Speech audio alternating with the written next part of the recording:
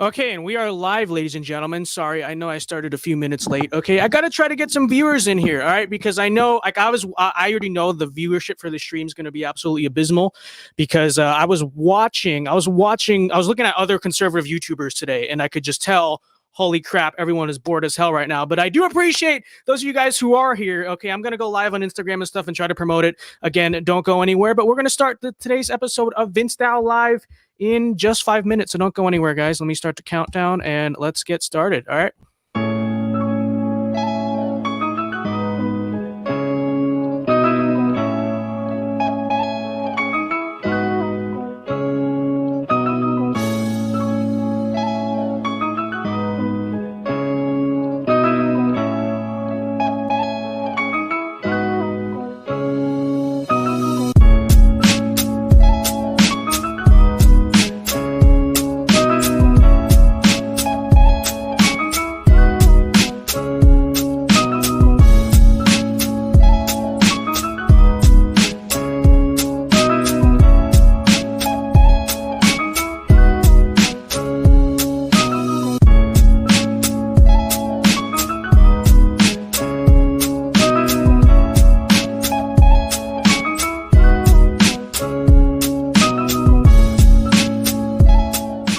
Just fits bumps Ted Cruz. Excuse us.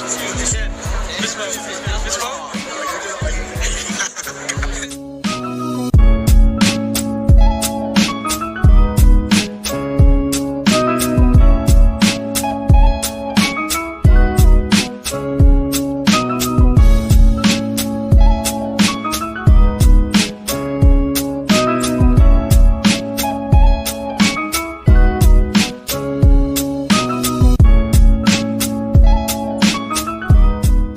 Folks, this is exciting. I was literally just walking around Capitol Hill today and I managed to bump into Nancy Pelosi. Speaker Pelosi, so you promised $2,000 stimulus checks if Democrats won the Georgia Senate runoff. So why have you not backtracked on that promise? Can we get an answer, Mrs. Pelosi? Nope, I guess not. It looks like Pelosi is dodging questions from the press, but let's keep circling around here. So over here, guys, it looks like I've stumbled into a meeting of top congressional Democrats. I believe they're discussing this year's budget.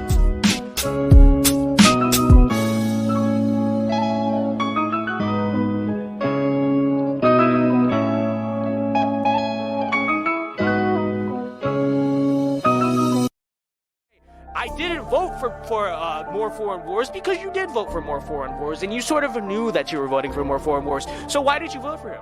It's going to be a giant "I told you so" for me and a lot of other conservatives. Left troops out in the cold, turn their backs on you. I was told to just protect them, then you'd fold. But on day one, that's pretty bold. You go and make us wear a mask. You say it's not too much to ask, but then you don't wear a mask. Your own rules too much a task. I'm saying Biden's hiding, Biden's rotten, Biden keeping us divided. Biden sickness heightens and Kamala's grip on power tightens. This ain't unity, this ain't for you and me. This is hurt and break things with total impunity. You want a clean slate from the past, but ain't nothing changed with you. You still America last. And you showed it pretty fast, so don't no one listen. You a pretty big ass, and your VP ain't cool, cause she has a little sass. The news live in a fantasy while you giving amnesty, but you ain't got a fan in me, cause I care for our people. See, yes, I said our people, not illegals at Home Depot, cause some children pretty feeble, so why are we the world's weasel? Yeah, it's about power, elites in their ivory towers. American voters are too sour, drawn them out by the hour with illegals for the power. You don't care, you a coward, yeah, illegals for the power, illegals for the coward, yeah. Hella sedentary, incompetent per secretary. Wish you could be like Barry, but at least her legs are hairy. That don't make no sense, nah, you don't make no sense. Liberal cities full of tents, migrants wanna hop the fence, yeah. People losing jobs, people chased by all the mobs, people in garages for the ops, people falling in the slobs, yeah. This is Joe's America, this is what he plans for ya. Now we back in Paris, now we gon' perish, yeah. Hey, I can't say I didn't tell you. I can't say I didn't warn you, cause I did.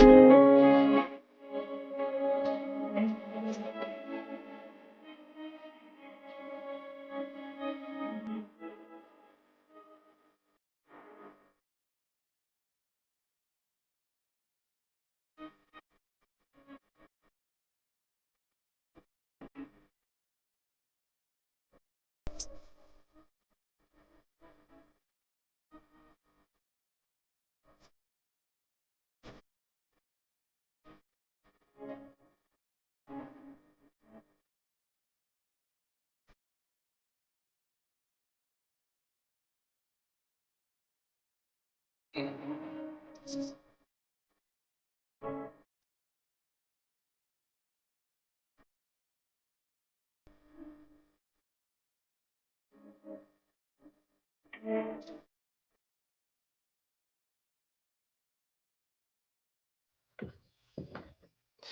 right, hold on. I'm stuck. Okay. And with that being said, what is going on, ladies and gentlemen? We are live. Welcome to VinceDao Live. Everyone's viewership on YouTube sucks today. I literally picked the worst day to live stream, but that is fine. If you are here, we are grateful for you. Okay, all my VinceDao nationalists, what is up, guys? Be sure to let's all comment VinceDao nationalism in the live chat right now. All right, all of you guys. I want to see all you guys comment that because that'll be epic. But yeah, ladies and gentlemen, what is going on? By the way, happy St. Patrick's Day. I just realized I'm not wearing green. That is not. That's actually very terrible. You guys can all pinch me. But yeah, anyways, happy St. Patrick's Day. You know what I've always thought that was funny about St. Patrick's Day is, like, you know, people talk about cultural appropriation and how it's like, well, if you're going to represent other cultures, you have to do it with accuracy. Let me move my camera right here. If you're going to represent other cultures, you have to do it with accuracy. And yet the cultural appropriation, okay, on St. Patrick's Day is like second to none. Like seriously, folks, you've never seen anything like the cultural appropriation that you see on St. Patrick's Day. Yet apparently that is fine, right? And of course, we all know the reason is because, well, as we all know, guys, the reason why it's okay to culture appropriate the Irish is because they've never really been a historically oppressed group. Oh, wait a minute. See, that's why I think it's so stupid about this. People always say, oh, well, the reason it's okay to you know, not okay to culturally appropriate quote unquote minorities or whatever is because you know, they're historically oppressed, so it's kind of offensive. But then you look at the Irish and you're like, oh, okay, the Irish are like one of the most historically oppressed ethnic groups, like probably in like world history, yet we don't care. And the real answer to this, is the reason why it's okay to culturally appropriate the Irish, but not the other groups, is because the Irish are white, right? That's how it always goes. If you're a white ethnic group, it doesn't matter what kind of white ethnic group. Like, you can be a white farmer in South Africa or Zimbabwe, you know, where you have literally people who are oppressed on the basis of their white skin color, but it doesn't matter. Okay, it doesn't matter because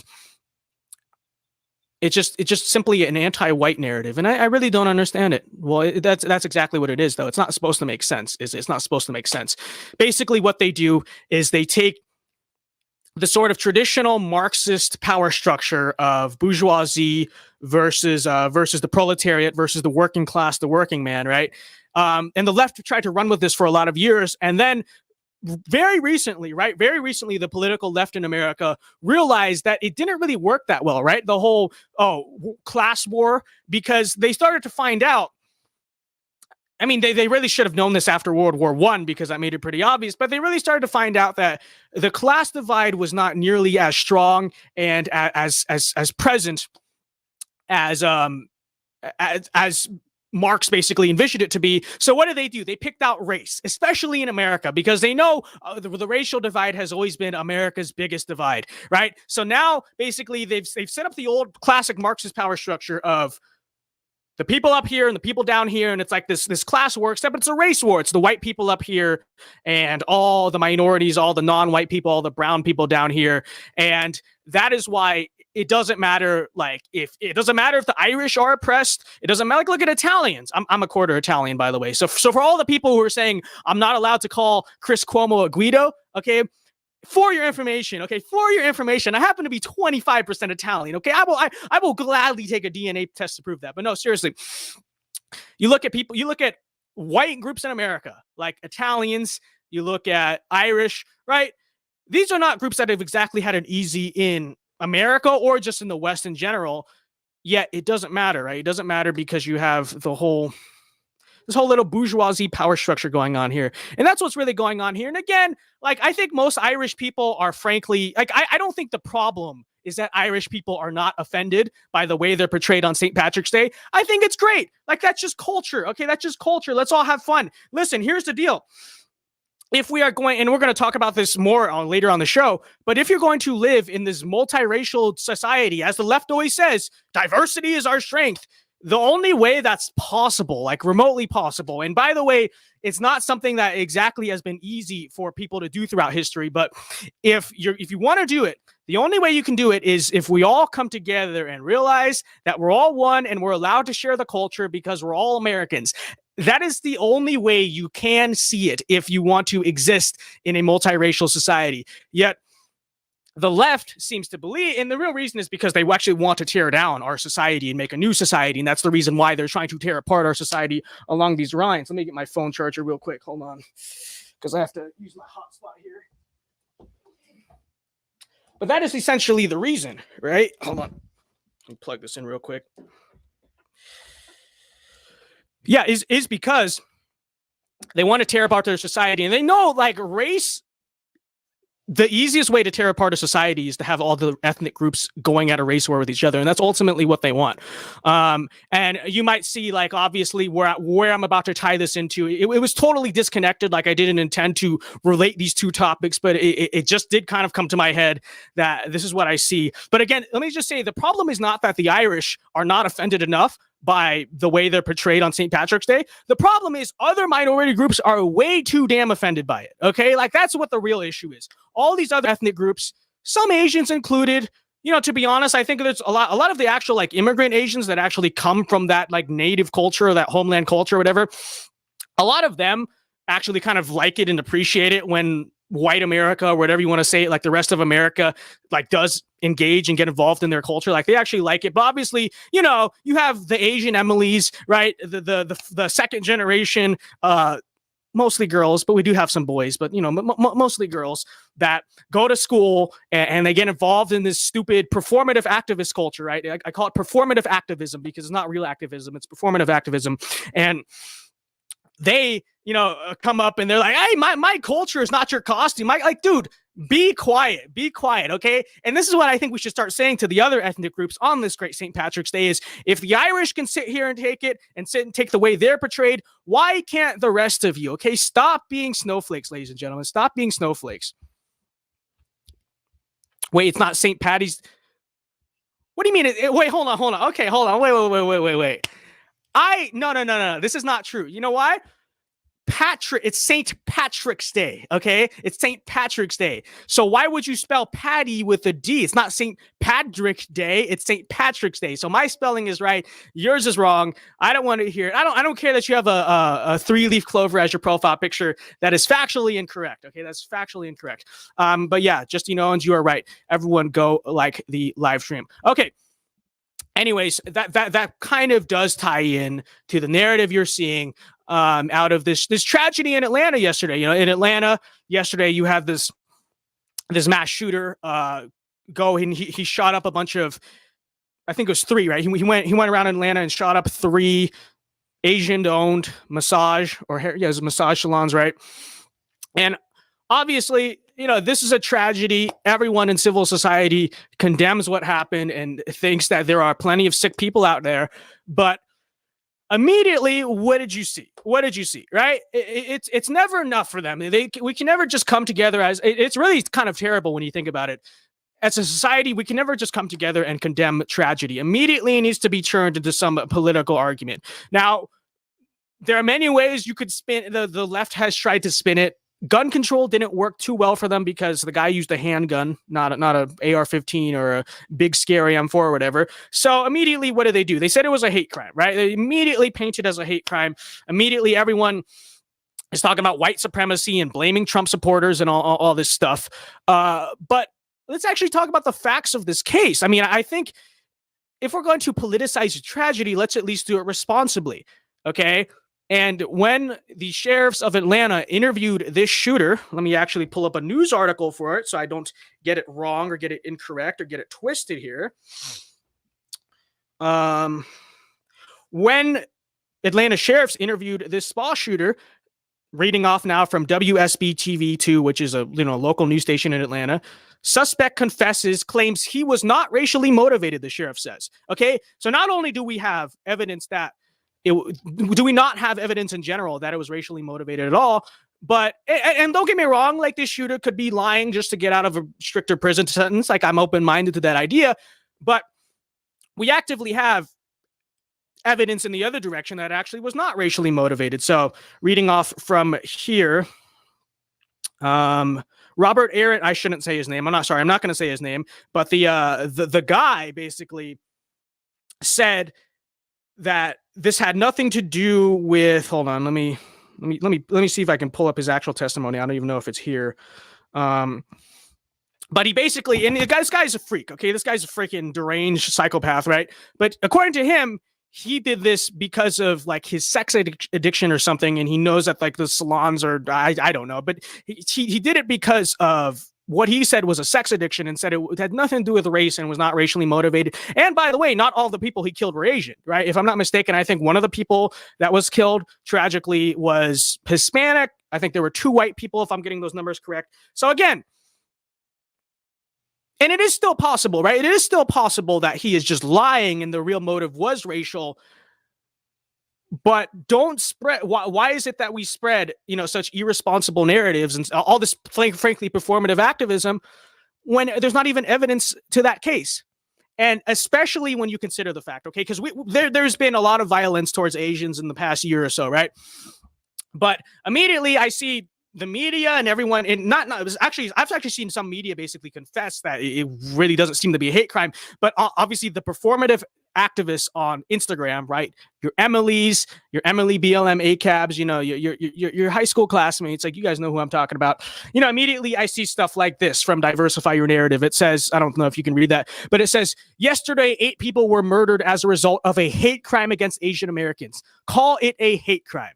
Well, again, could still be a hate crime, but there is actually no evidence that it is. And so why should we call it a hate crime? Especially when I, at the same time, see articles like this from NBC News. Now, this is an older article, and it relates specifically to the vast majority of these other crimes against Asians that were being committed by minorities, okay, by the way. And whenever a minority commits a crime, a violent crime against an Asian person, what do we see? We see articles like this from NBC News. It says, violence against Asian Americans and why hate crime should be used carefully. And for all of you guys who watch my podcast on the Asian hate crimes, this is something I pointed out. I pointed out most of these hate crimes, obviously, this is an exception, but most of these hate crimes are just crimes in general, like these random instances of violence against Asians are actually being committed by other minorities. Not, by the way, to make some type of blanket statement against other minorities, just to get the facts right. That if you're going to blame white supremacy and Trump supporters and white nationalism and whatever for all this stuff, it doesn't really help your argument when it is the case that there's a lot of inner city minorities, committing these crimes.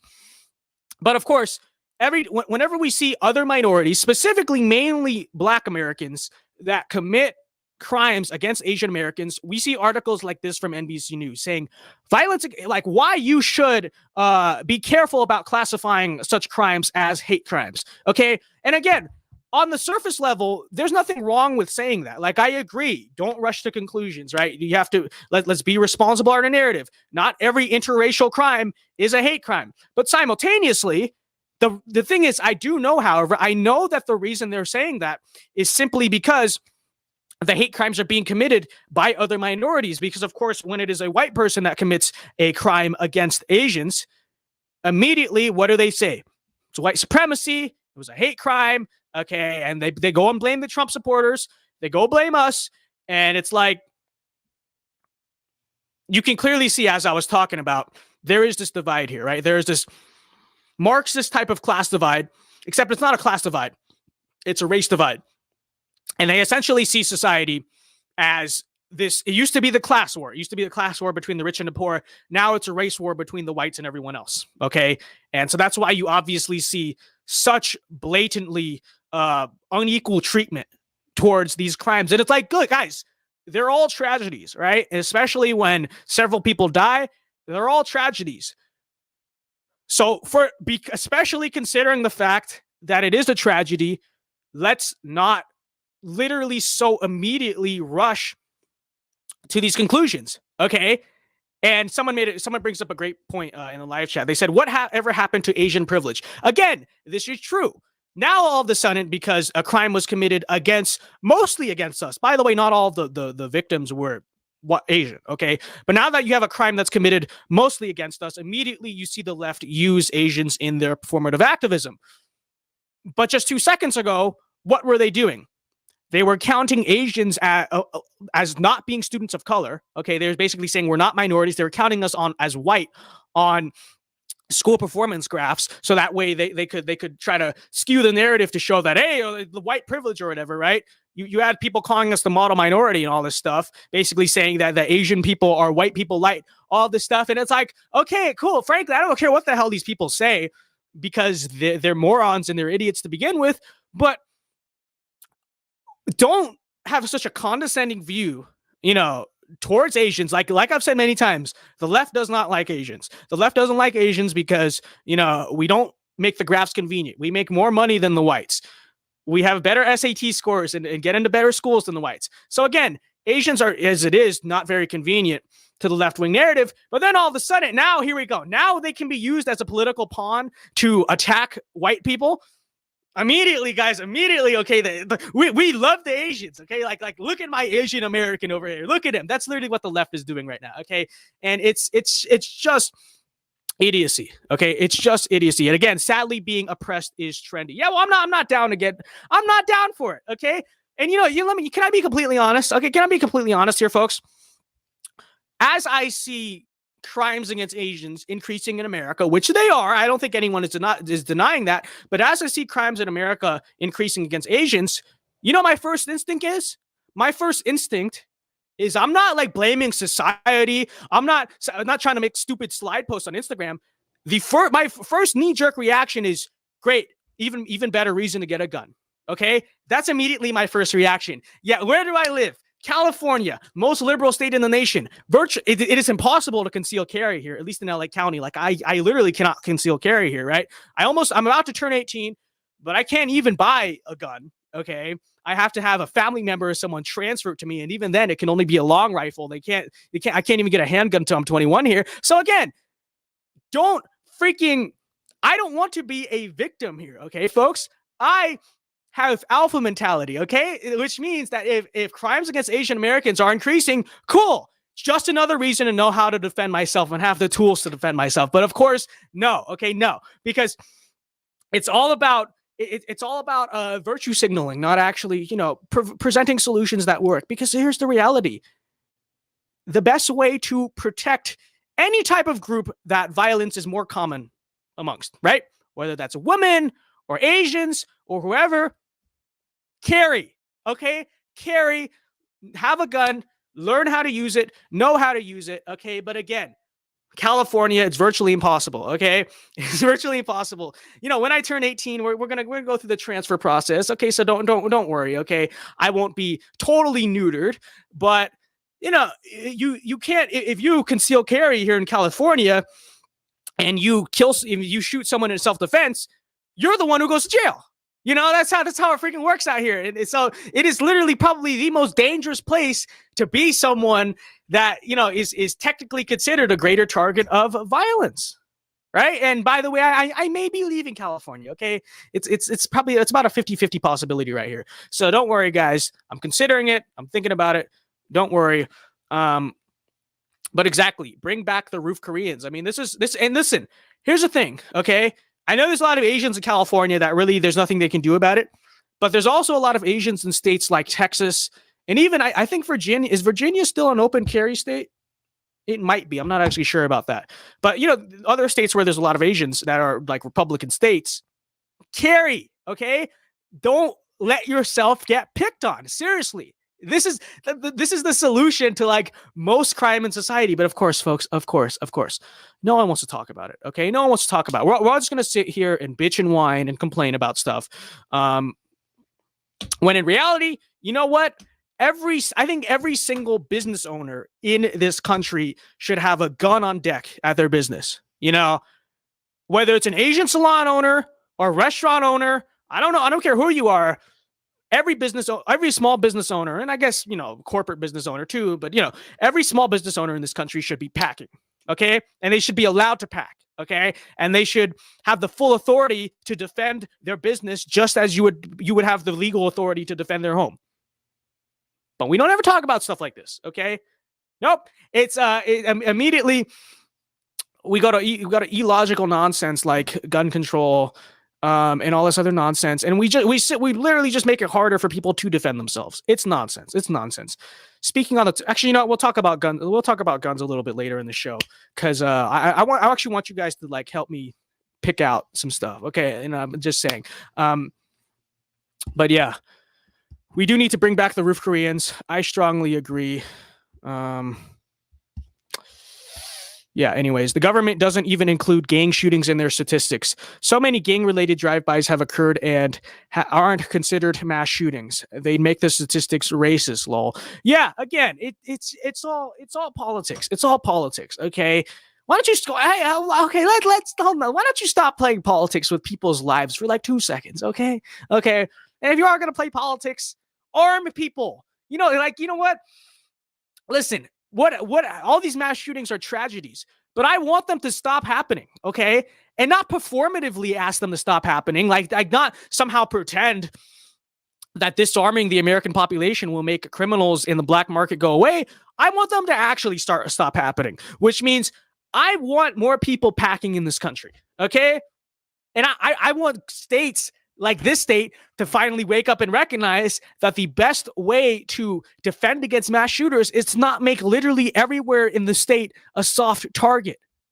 That is what we need to be doing, okay? We need to be arming people in this country, okay? For a plethora of reasons. But if you want to talk about mass shootings, okay, specifically, dude, imagine if every single small business, because you have a shooting like this. Imagine if every single small business owner carried a gun, and imagine if there was a sign outside every small business saying, "We are armed. Don't f with us." They have signs like that at the gift shop in Texas. I think it says, "We don't call 911," right? And it has a firearm on it. I guarantee you, no one wants to mess with that business. Okay, and again, my mentality of all of this. Am I technically in more danger now? Statistically speaking, sure. Which is why I want to be packing. But again, California says no. California says no. Okay. And it's really funny. This is really funny. Okay. A quick story about this. The reason why in California it's so hard to carry, whether it's open carry or concealed carry, is actually because in the 1960s, they tried to disarm the Black Panthers. Okay.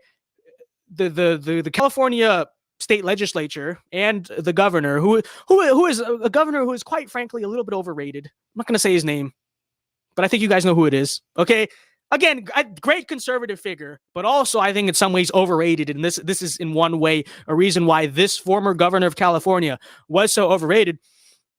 Actually, they basically tried to outlaw open carry in California to disarm the Black Panthers. Okay, that is actually the origin of a lot of gun control. You look at states like if you ever look at a map of constitutional carry states in the United States, you'd expect to look at this and see, oh, immediately let me think. I would assume all the Bible Belt, all the Dixie states are carry states, are open carry or concealed carry. Yet if you actually look at a map, you notice, what the heck? How come the concealed carry laws and the open carry laws are so strict in states like Alabama and Georgia and Louisiana? Shouldn't those be the states with the most lax gun laws? And actually, the reason for a lot of these restrictions on carrying stem back from the 50s and 60s, where with racist intent a lot of times, not every time, but a lot of times, they actually were trying to make sure that the Black Panthers and civil rights activists and those people could not have guns.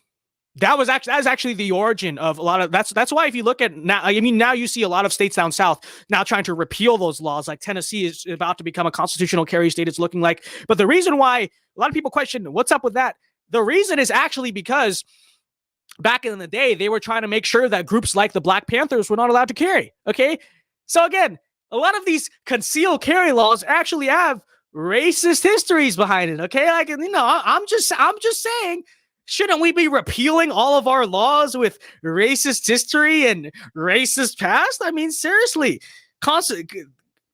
MLK, one great example of this. MLK was actually A lot of people don't know this because everyone assumes that MLK was just like some hippie that was super anti-gun. Actually, the opposite of that. MLK actually tried to apply for a concealed carry permit in the I think it was in the 50s. It might have been in the 60s. But back in the day, MLK tried to apply for a concealed carry permit in the state of Alabama. And guess what happened? The state of Alabama denied him. That permit law, the requirement for a permit, was specifically set up so that they can make sure that these civil rights people and that these Black Panthers were not allowed to carry their guns. Okay. And it's not really a trend that's unique to America. Gun control throughout world history, everyone knows, has obviously been like the easiest tool to disarm ethnic minorities. It's like the most reliable way to neuter and oppress minorities, or any type, not just racial minorities, but just minority groups in general, whether it's religious minorities, whoever it is, right? Easiest way, take the guns and make sure they can't carry the guns. And that's actually the origin for this. So circling back here. You want to really talk about making sure this crap doesn't happen to people in general, right? Women, Asians, regular straight white men too, because they matter too. Okay, in general, you want to make sure this type of stuff doesn't happen to people, human beings, Americans. You let Americans carry, okay? Let Americans carry. That's what I'm saying. And I know Georgia is a gun-friendly state, right? And people might say, well, it still happened. It does still happen. But guess what? They weren't carrying, right? So if you have the opportunity, because you never know like what's going to happen. You seriously never know what's going to happen. Anything can ever happen, right? I encourage every single person on this stream, and don't break the law, okay? If you're going to break the law, do it in Minecraft, okay? Don't break the law. But however gun-friendly your state is, maximize that, okay? Maximize that. Carry. Arm yourself. Know how to use them. Hit up the range, or if the range is too expensive for you, buy an iTarget Pro. You know that little laser thing where you can practice your aim without having to go to the range and pay all that money. Do it. You have to, because let me tell you, it doesn't just have to do with mass shootings. Like just in general, stuff is really hitting the fan in this country, okay?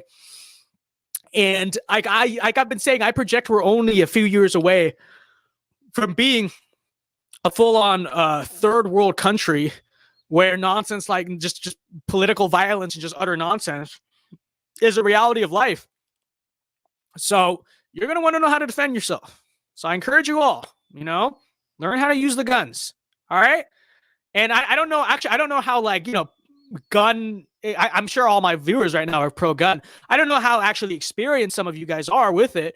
I encourage you, get experience. That's something I'm working on doing right now. Like, I'm not a rookie to guns, but I'm not, I've been like at range probably like 10 or so times, but like right now is a time where I'm actively like trying to hit up the range more when I have time and stuff like that, with my parents, obviously, and just know how to do this stuff because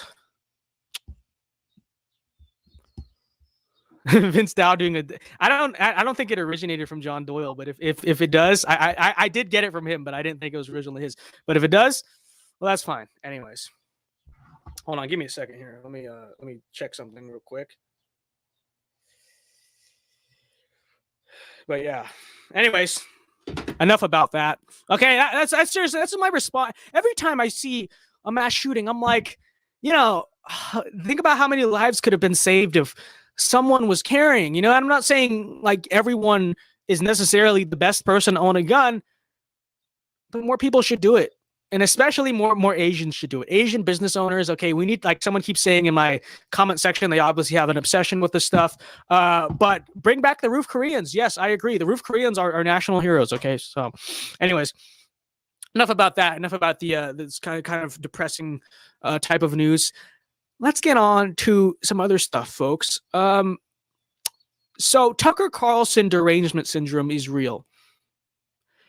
As you know, left-wing media in the past about 4 to 5 years has basically set up their entire business structure around the idea that there's some type of big, bad, evil, fascist, right-wing demagogue at the center of everything.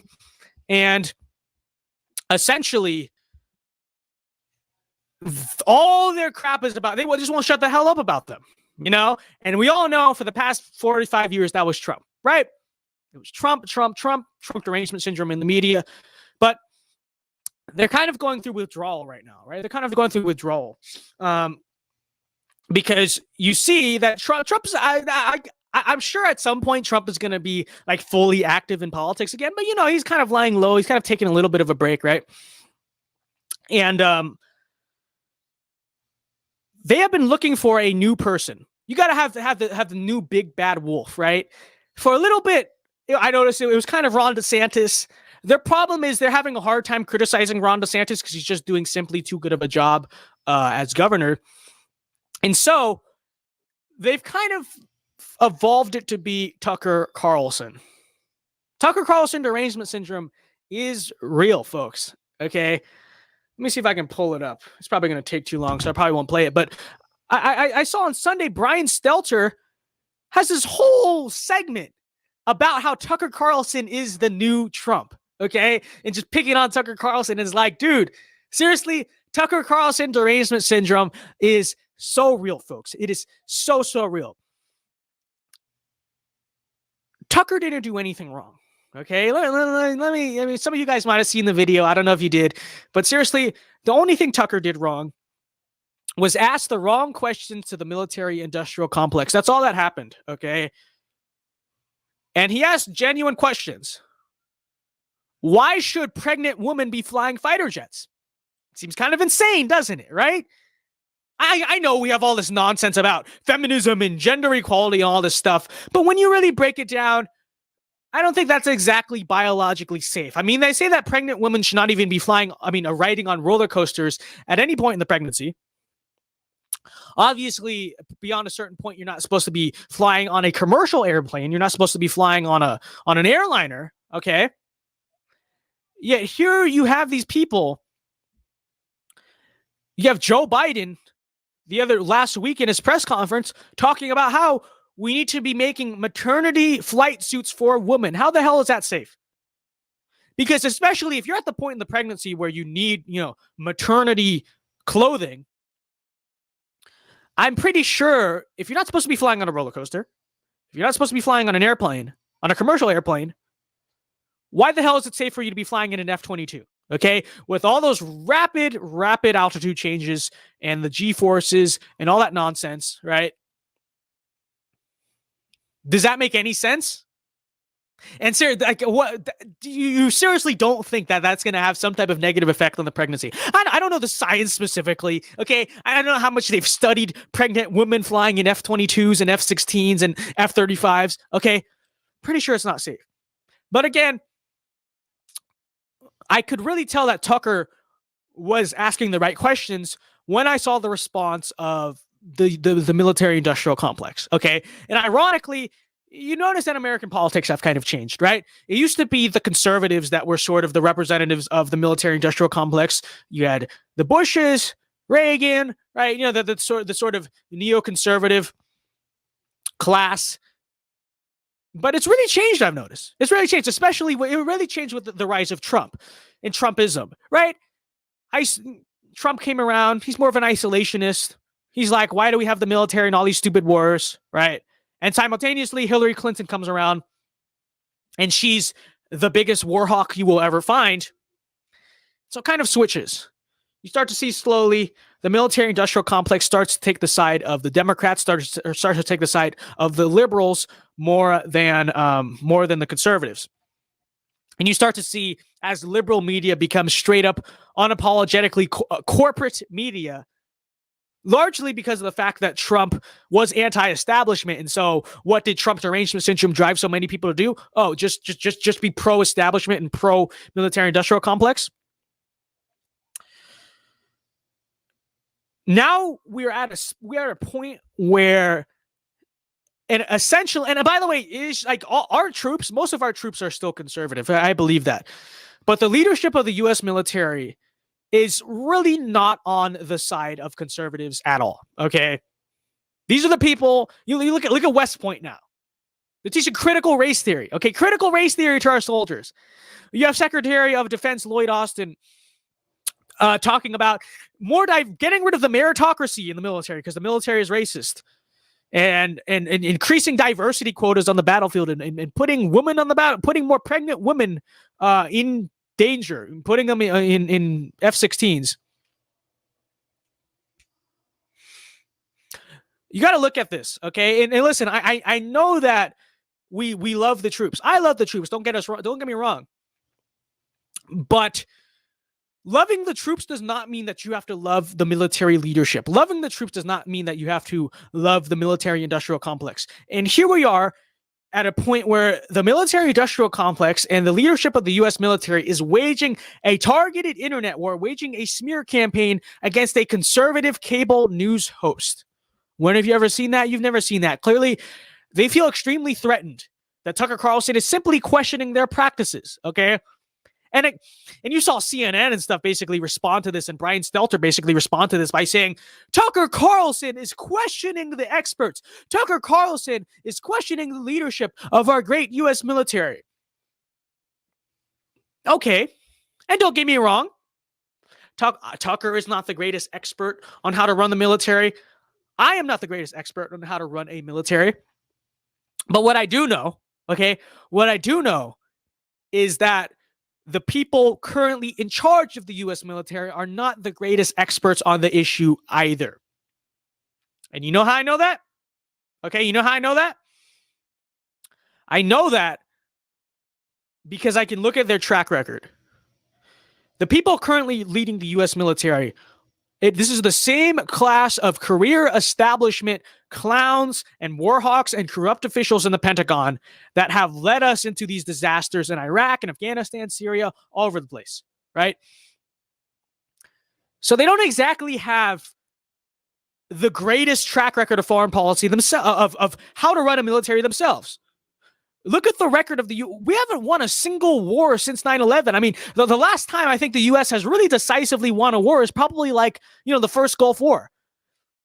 All these foreign entanglements we've been in since 9/11, I'll just use that as a dividing point. I mean, we did have some foreign policy disasters in the 90s too, but I'll draw the distinction after 9/11 because that is probably, the class of people that is now leading the U.S. military. We have been in disaster after disaster after disaster. Nobody likes it. Everyone is like, what the hell are they doing?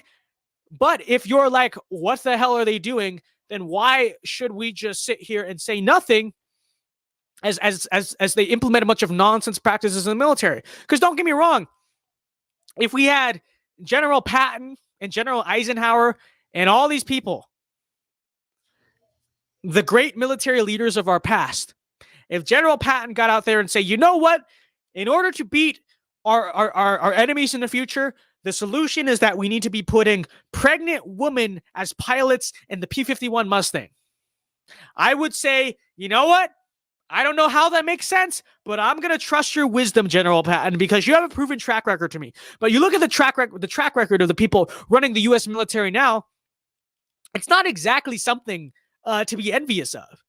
And so, shouldn't we be asking these questions as our taxpayer dollars? Don't forget that. Don't forget that you fund the military, okay? Shouldn't we be questioning how our taxpayer dollars funding critical race theory being taught at West Point and pregnant women flying F-22s? Shouldn't we be asking the questions, how does that strengthen our military? How does that help us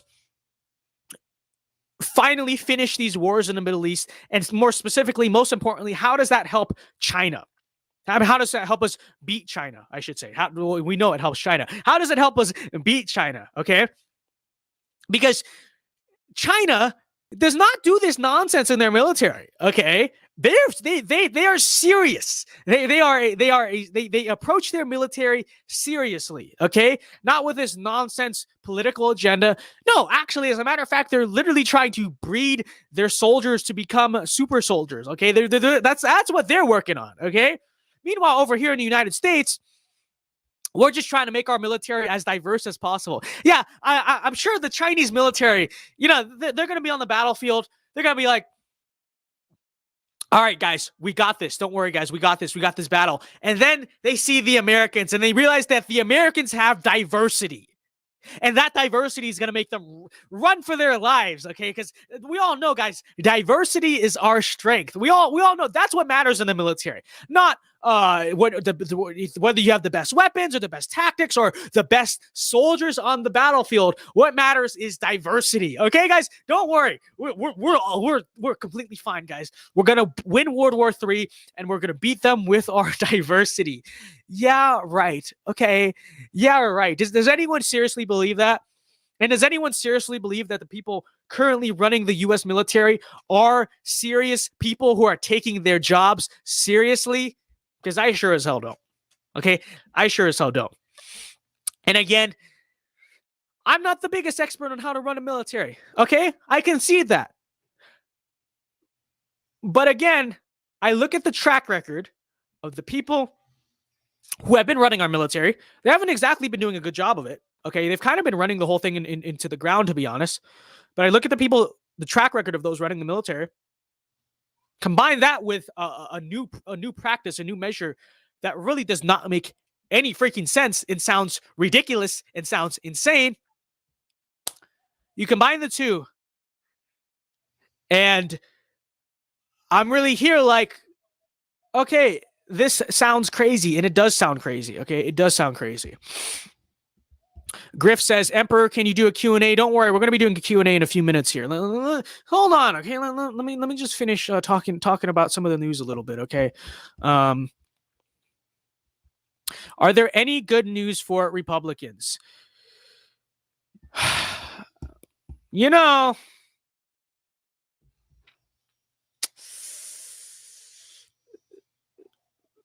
let me think. Give me a second. I think the only good news there is for us is sort of, hold on. Someone says Tucker is the same person that didn't cover voter fraud back in November, but okay. A little bit taken out of context because Tucker was actually like the first person to talk about it, okay? And the only reason why people are like so mad at him is because he called out Sidney Powell and Lyd Wood for being essentially grifters, which they were. Okay. But I don't know if that's really accurate that he wasn't the only one to talk about it. And again, we're not allowed to talk about that on YouTube. Okay. But I don't know if that's the most accurate. But anyways, is there any good news for Republicans? I think the best news for Republicans is that all the nonsense that you're seeing happening in this country is sort of a red pill, right? It is kind of a red pill. It's kind of like, there's a lot of people in the next 2 to 4 years, I think, who are going to kind of be woken up by this stuff. You know, you have Biden proposing the first tax hike, the first raise in taxes in America since 1993. And it doesn't matter. You know, you have the raise in gas prices.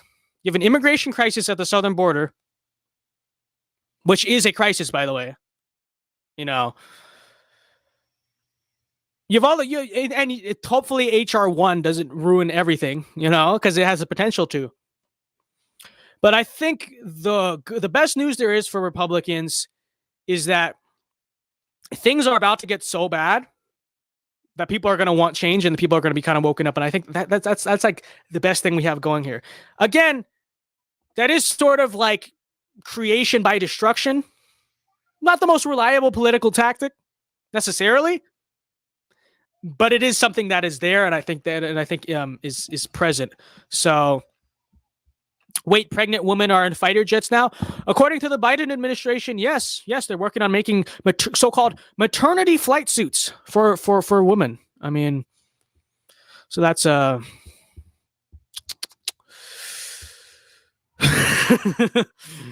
country's not serious anymore. I mean, our country is kind of a joke at this point, you know.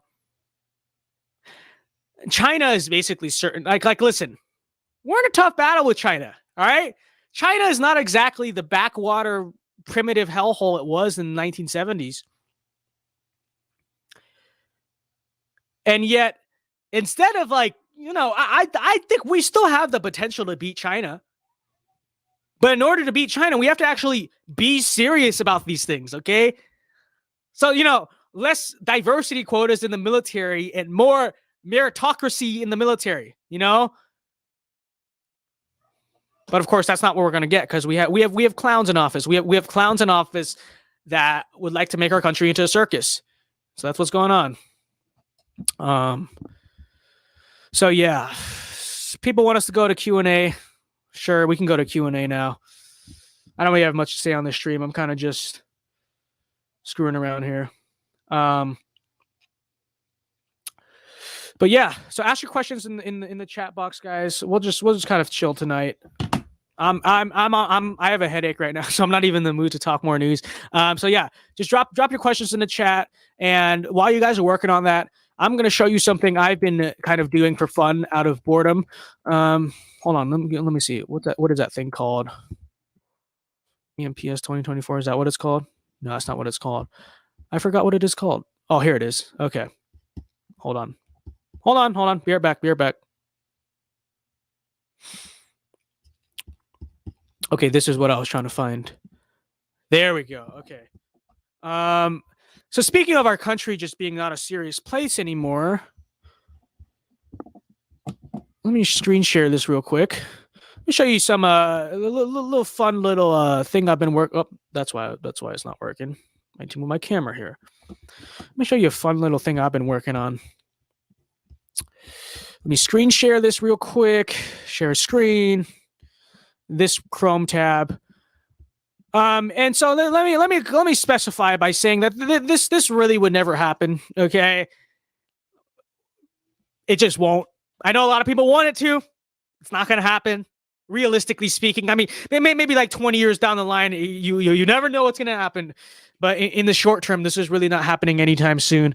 I think there are a lot more things that will happen sooner than this anytime soon. But it is kind of fun to think about. And it's the idea of what if America, we'll do a video on like Texas secession or at some point or something like that. But I think this is actually kind of more fun to play around with. It's actually, what if the United States of America balkanized? Okay, like what if America actually like broke apart into like several different little nations? This is kind of fun to think about, fun to play around with. So I've been working on it just for fun, because it's just so fun to make hypothetical maps, isn't it? Like we love doing that. And basically, this is what I've come up with. So basically, the idea of balkanization is that every kind of little faction, right, kind of little part of the United States breaks apart into its own place. Okay, and so let me just make this hypothetical scenario real quick, and you guys can kind of comment what you think. But we're going to start because the people always talk about Texas secession, so we'll start with what we will name this country New Texas. Okay. So this is New Texas, and we'll make it red. And New Texas will not just be Texas, because in the idea that America would balkanize, let's say New Texas is made up of Texas, obviously, then Oklahoma, Arkansas, and Missouri, and we'll add Kansas there too. Okay, kind of the Midwestern little tornado belt kind of states. And so there you have New Texas. Next, we got to hit up my Midwesterners for this one, because this is a hypothetical country that's talked about a lot. Basically the Rust Belt, but it is called, we will call it the Great Lakes Federation. I'm sure you've heard of this sort of idea for a while. And that state will be made up, that country, sorry, my bad. That country, the Great Lakes Federation, is made up of sort of the Rust Belt states. So it's Minnesota, Wisconsin, Michigan, Ohio, Indiana. We will add Illinois because it is technically a Great Lakes state. We'll add Iowa. I know Iowa is not technically a Great Lakes state, but it is sort of there. It is sort of like kind of in that little Rust Belt sort of classification. And we'll add Pennsylvania. So there you have the Great Lakes Federation. Ignore the little electoral counts at the top. And then, of course, you gotta consider the Northeast. You gotta consider the Northeast, and for that, we will call that the Northeastern Socialist People's Republics. All right. And in the Northeastern Socialist People's Republics, we'll make it, let's see, what color should we use? We'll just make it pink. I don't know, a random color. We'll make it pink. And that will be made up of Maine, New Hampshire. Oh, wait, wrong thing. Maine, New Hampshire, Vermont, New York, Massachusetts. All the northeastern states basically. And we'll go all the way down to Maryland. But we're not actually going to add Virginia to it. I know a lot of people would probably see that and be thinking, "Hey, what about Virginia?" No. Because part of the reason why Virginia is so blue is mainly because of, we'll add DC to it too, obviously. Part of the reason why Virginia is so blue is because of the DC suburbs. So what someone was actually proposing the other day when we were talking about this is to cut out the DC suburbs, basically add that to the Northeastern Socialist People's Republics and make Virginia into sort of a traditional Southern state. And that's what we're going to do, because that actually makes sense to me, because the rest of Virginia, outside of like the two major cities, like, the Fredericksburg suburbs and sort of Richmond, everywhere else is very conservative. So we will consider that as we do it. All right. Next nation. We're going to be calling this the United Dixie Republics. Okay. Now, this is not the Confederacy. So I do not want to hear anyone saying, "Vince, that is the Confederacy." No, wrong. Disavow. No connection, no correlation whatsoever. Absolutely disavow. Okay. Not the Confederacy. This nation is literally just going to be called not the Confederacy. But anyways, United Dixie Republics, and that's basically all the Dixie states. We are classifying Virginia as a Dixie Republic. Why does it keep doing that? It keeps right-clicking. Stop. You're so annoying. Why are you doing this? Hold on. I don't know why it's doing that. It keeps right-clicking. Okay, there we go. We got the United Dixie Republics, ladies and gentlemen, and that includes Virginia, West Virginia, Kentucky, Tennessee, Missouri, Alabama, Georgia, North Carolina, South Carolina. Okay, so you got the United Dixie Republics. We're not going to add Florida because we're actually knowing Florida. Okay, Florida are the type of people to just make their own state and make their own country and be their own country. And so we're going to respect that sort of Floridian spirit and make our own nation called the Republic of Florida, and they're just going to be their own country because they're Florida, and that's basically that's the Floridian spirit in them. So we're going to make the Republic of Florida into its own country. Okay, so there you go. Now, of course, we're left with the West Coast. Okay, the West Coast. So we're going to start by creating another country called the Montanan Confederation. Okay. Now, the Montanan Confederation is basically it's basically a loosely connected, right? Because obviously you're talking about those states up there, like those nobody states up there, and people up there don't exactly like to be controlled a lot. This is probably going to be a very libertarian sort of leaning kind of country. But that's going to be the Montanan Confederation, and that's going to make up all of these. I don't even know, what do you call these states? The potato states, the middle of no. I don't like. What do you even call these states? I don't know. But we'll add obviously Montana, Idaho, Wyoming, North Dakota, South Dakota. Actually, where would Nebraska go? I feel like Nebraska is more of a New Texas state, so we'll actually do that. We'll add Nebraska to New Texas, and the Montanan Confederation will have that, and we'll add Utah to the Montanan Confederation. But that's kind of a state that we're not really sure where it would go, but we'll add Utah to the Montanan Confederation here, folks. Okay, and then that leaves us left with the desert states, which I will appropriately dub the Mojave Empire. Mojave Empire, because that's just a cool name. I mean, who wouldn't want to be the Mojave? It's not the Mojave Republic or anything stupid like that. It's the Mojave Empire, okay? And that includes the desert states. So Nevada, I keep doing that on accident. Nevada, Arizona, and New Mexico. I was debating putting Utah on there, but I don't know. What do you guys think? Should we add Utah to the Montanan Empire? I mean, the Mojave Empire, or keep it in the Montanan Confederation? And then that leaves us left with these West Coast states and Colorado, which I will appropriately name the United Western People's Republics. As you guys know, all the solid blue areas, we got a name like after a communist country, because it's very fitting, obviously. My bad. I didn't mean to do that. Okay, and that's going to make up, obviously, Washington. I keep doing that. Washington, Oregon, California, Hawaii, and we're just going to throw Colorado in there. Now, if Colorado was red-pilled, it can be part of the Mojave Empire or the Montanan Confederation, but thanks to them thanks to it being a very solid Democrat state and just really kind of fitting in more with California than the states around them. Unfortunately, sorry, Colorado, but you got to be this isolated little enclave right here. And lastly, folks, we're going to make the Republic of Alaska, because Alaska is just so far gone from the other states. It's so far away that I could only imagine it becomes its own country. So we're going to make the Republic of Alaska. Okay? And we'll make the Republic of Alaska. I don't know what colors are left. Did we use... I guess we could do this color. I don't know.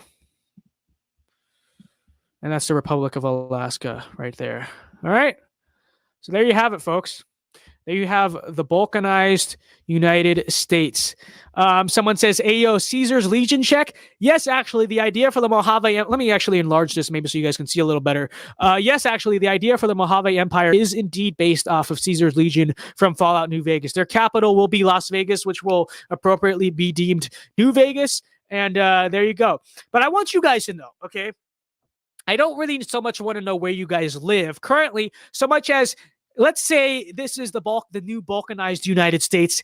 I want to know from you, where would you want to live? Which country would you want to live? Okay. Obviously, you know, the United Western Republics and the Northeastern Peoples, what did I call the Northeastern Socialist Republics or whatever I named them up here? Northeastern Socialist People's Republics.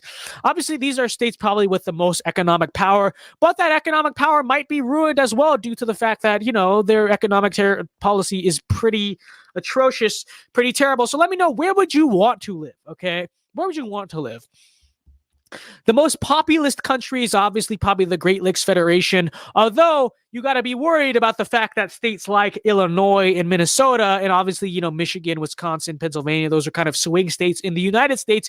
You got to be worried that it might be sort of more, a little bit of a center-left kind of country or populist middle kind of country, but that might not be necessarily what you want if you have the choice. Like, you know, that New Texas is going to be a deep red. The Dixie Republics are going to be deep red. The Republic of Florida is probably going to be pretty epic. And, you know, I guess the Mojave Empire is another kind of like purples kind of area. So that it could go either way, sort of. But let me know.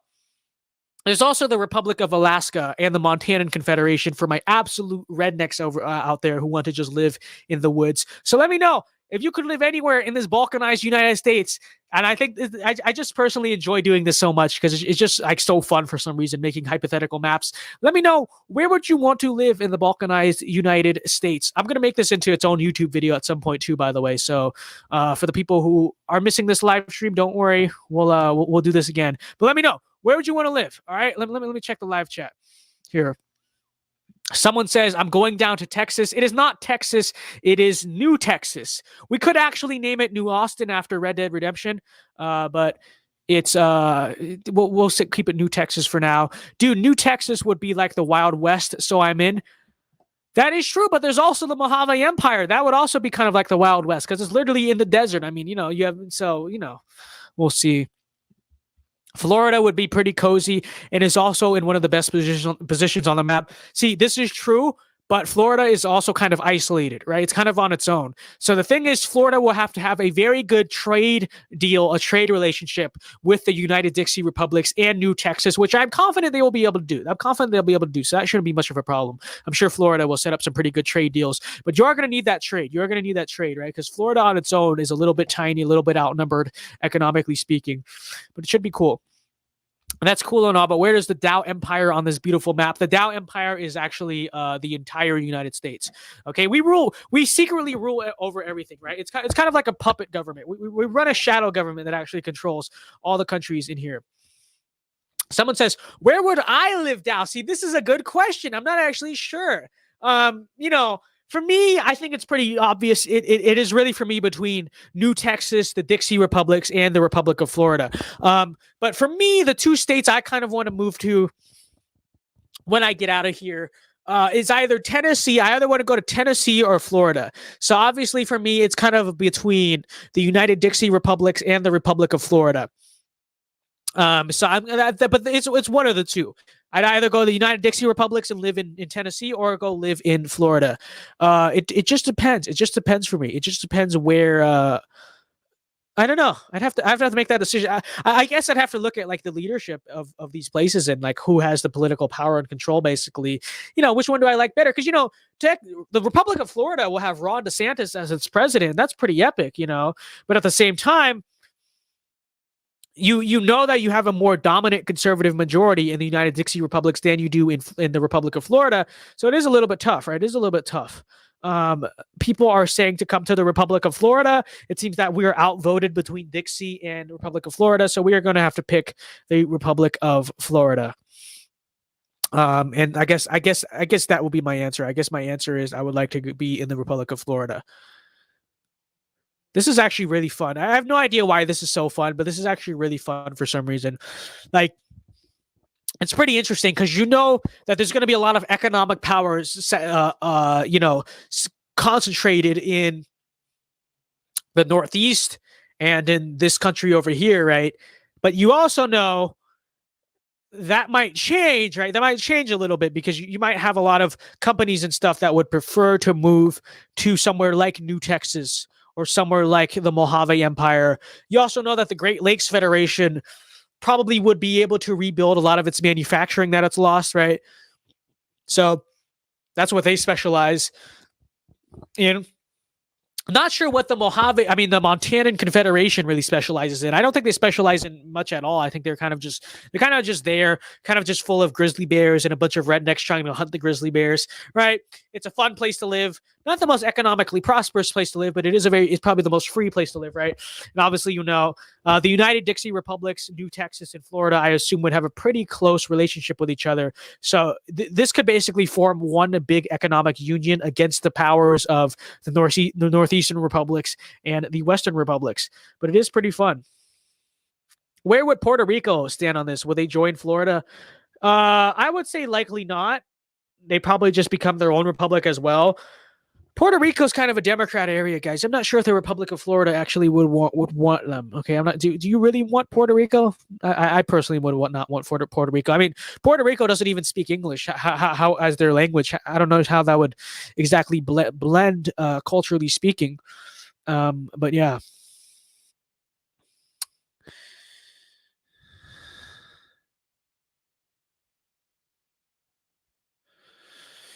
Do you all okay? Now let's go on to the Q&A. By the way, now that we're done with the our fun little American balkanization scenario. So again, be sure to put your questions in the live chat. We'll do Q&A for a few minutes and just hang out and chill and vibe, folks.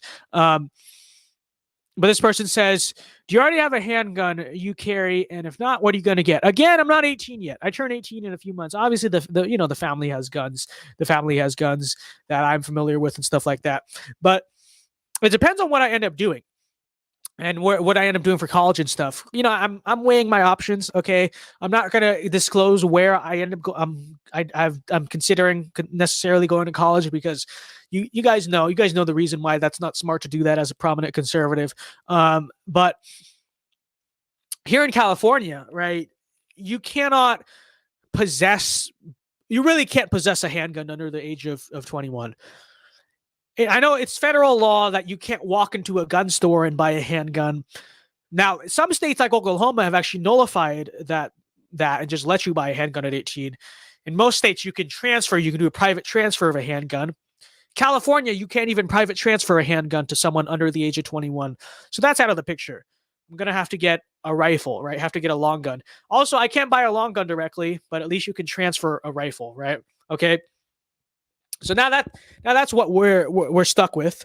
So, the first thing I want to get, obviously, is kind of the smartest thing, is just a gun for home defense, right? And then you buy your toys later, right? Okay, is one for home defense. Now the thing is, considering especially the fact that I'm probably going to be living in an apartment, a 5.56 or whatever, or 7.62 is not exactly the smartest thing, right? It's not exactly the smartest thing to have because the round is very powerful, so it goes through walls, right? So what I'm really looking at is getting like a 9mm or 45 rifle, probably like a 9mm AR-15. Like those are a thing, or they call them AR-15 pistols sometimes. Those are a thing. Not the ideal gun for me, but it's like it's the best type for home defense because I don't know how much you really trust a 5.56, especially living in an apartment. for home defense because it does go through walls. It does go through walls, and it's too powerful for that. So that's what I'm looking at mainly as like a first gun to get myself, or be transferred to me myself, I should say, rather, right? Because I can't even get it directly, but to get through private transfer through the family, right? So that's what I'm looking at for my first one. Because, like, as much as I would like to use an M1 Garand for home defense, okay, as much as I would like to do that, I don't know if a 30-06 is the best thing to be using it, especially in an urban area. Like, that's not the best, right? So that's what we're gonna have to do. I really want an M1 Garand though. If not for home, like, I just want it. Okay, it's literally like one of just the coolest firearms to own. Like, I don't know why I say that, because I've never even shot an M1 Garand before. But I really have been wanting one, guys. Like, I want an M1 Garand. I'm sorry if this gun talk is boring people. I don't know how many people here are actually into guns. But for those people who are not into guns, the M1 Garand is basically the primary rifle that was used by soldiers in World War II. Okay, just for people who don't know what that is. I really want one. Like, I really, really want one. I want an M1 Garand, I want a Colt 45, and I want an 1873 Winchester.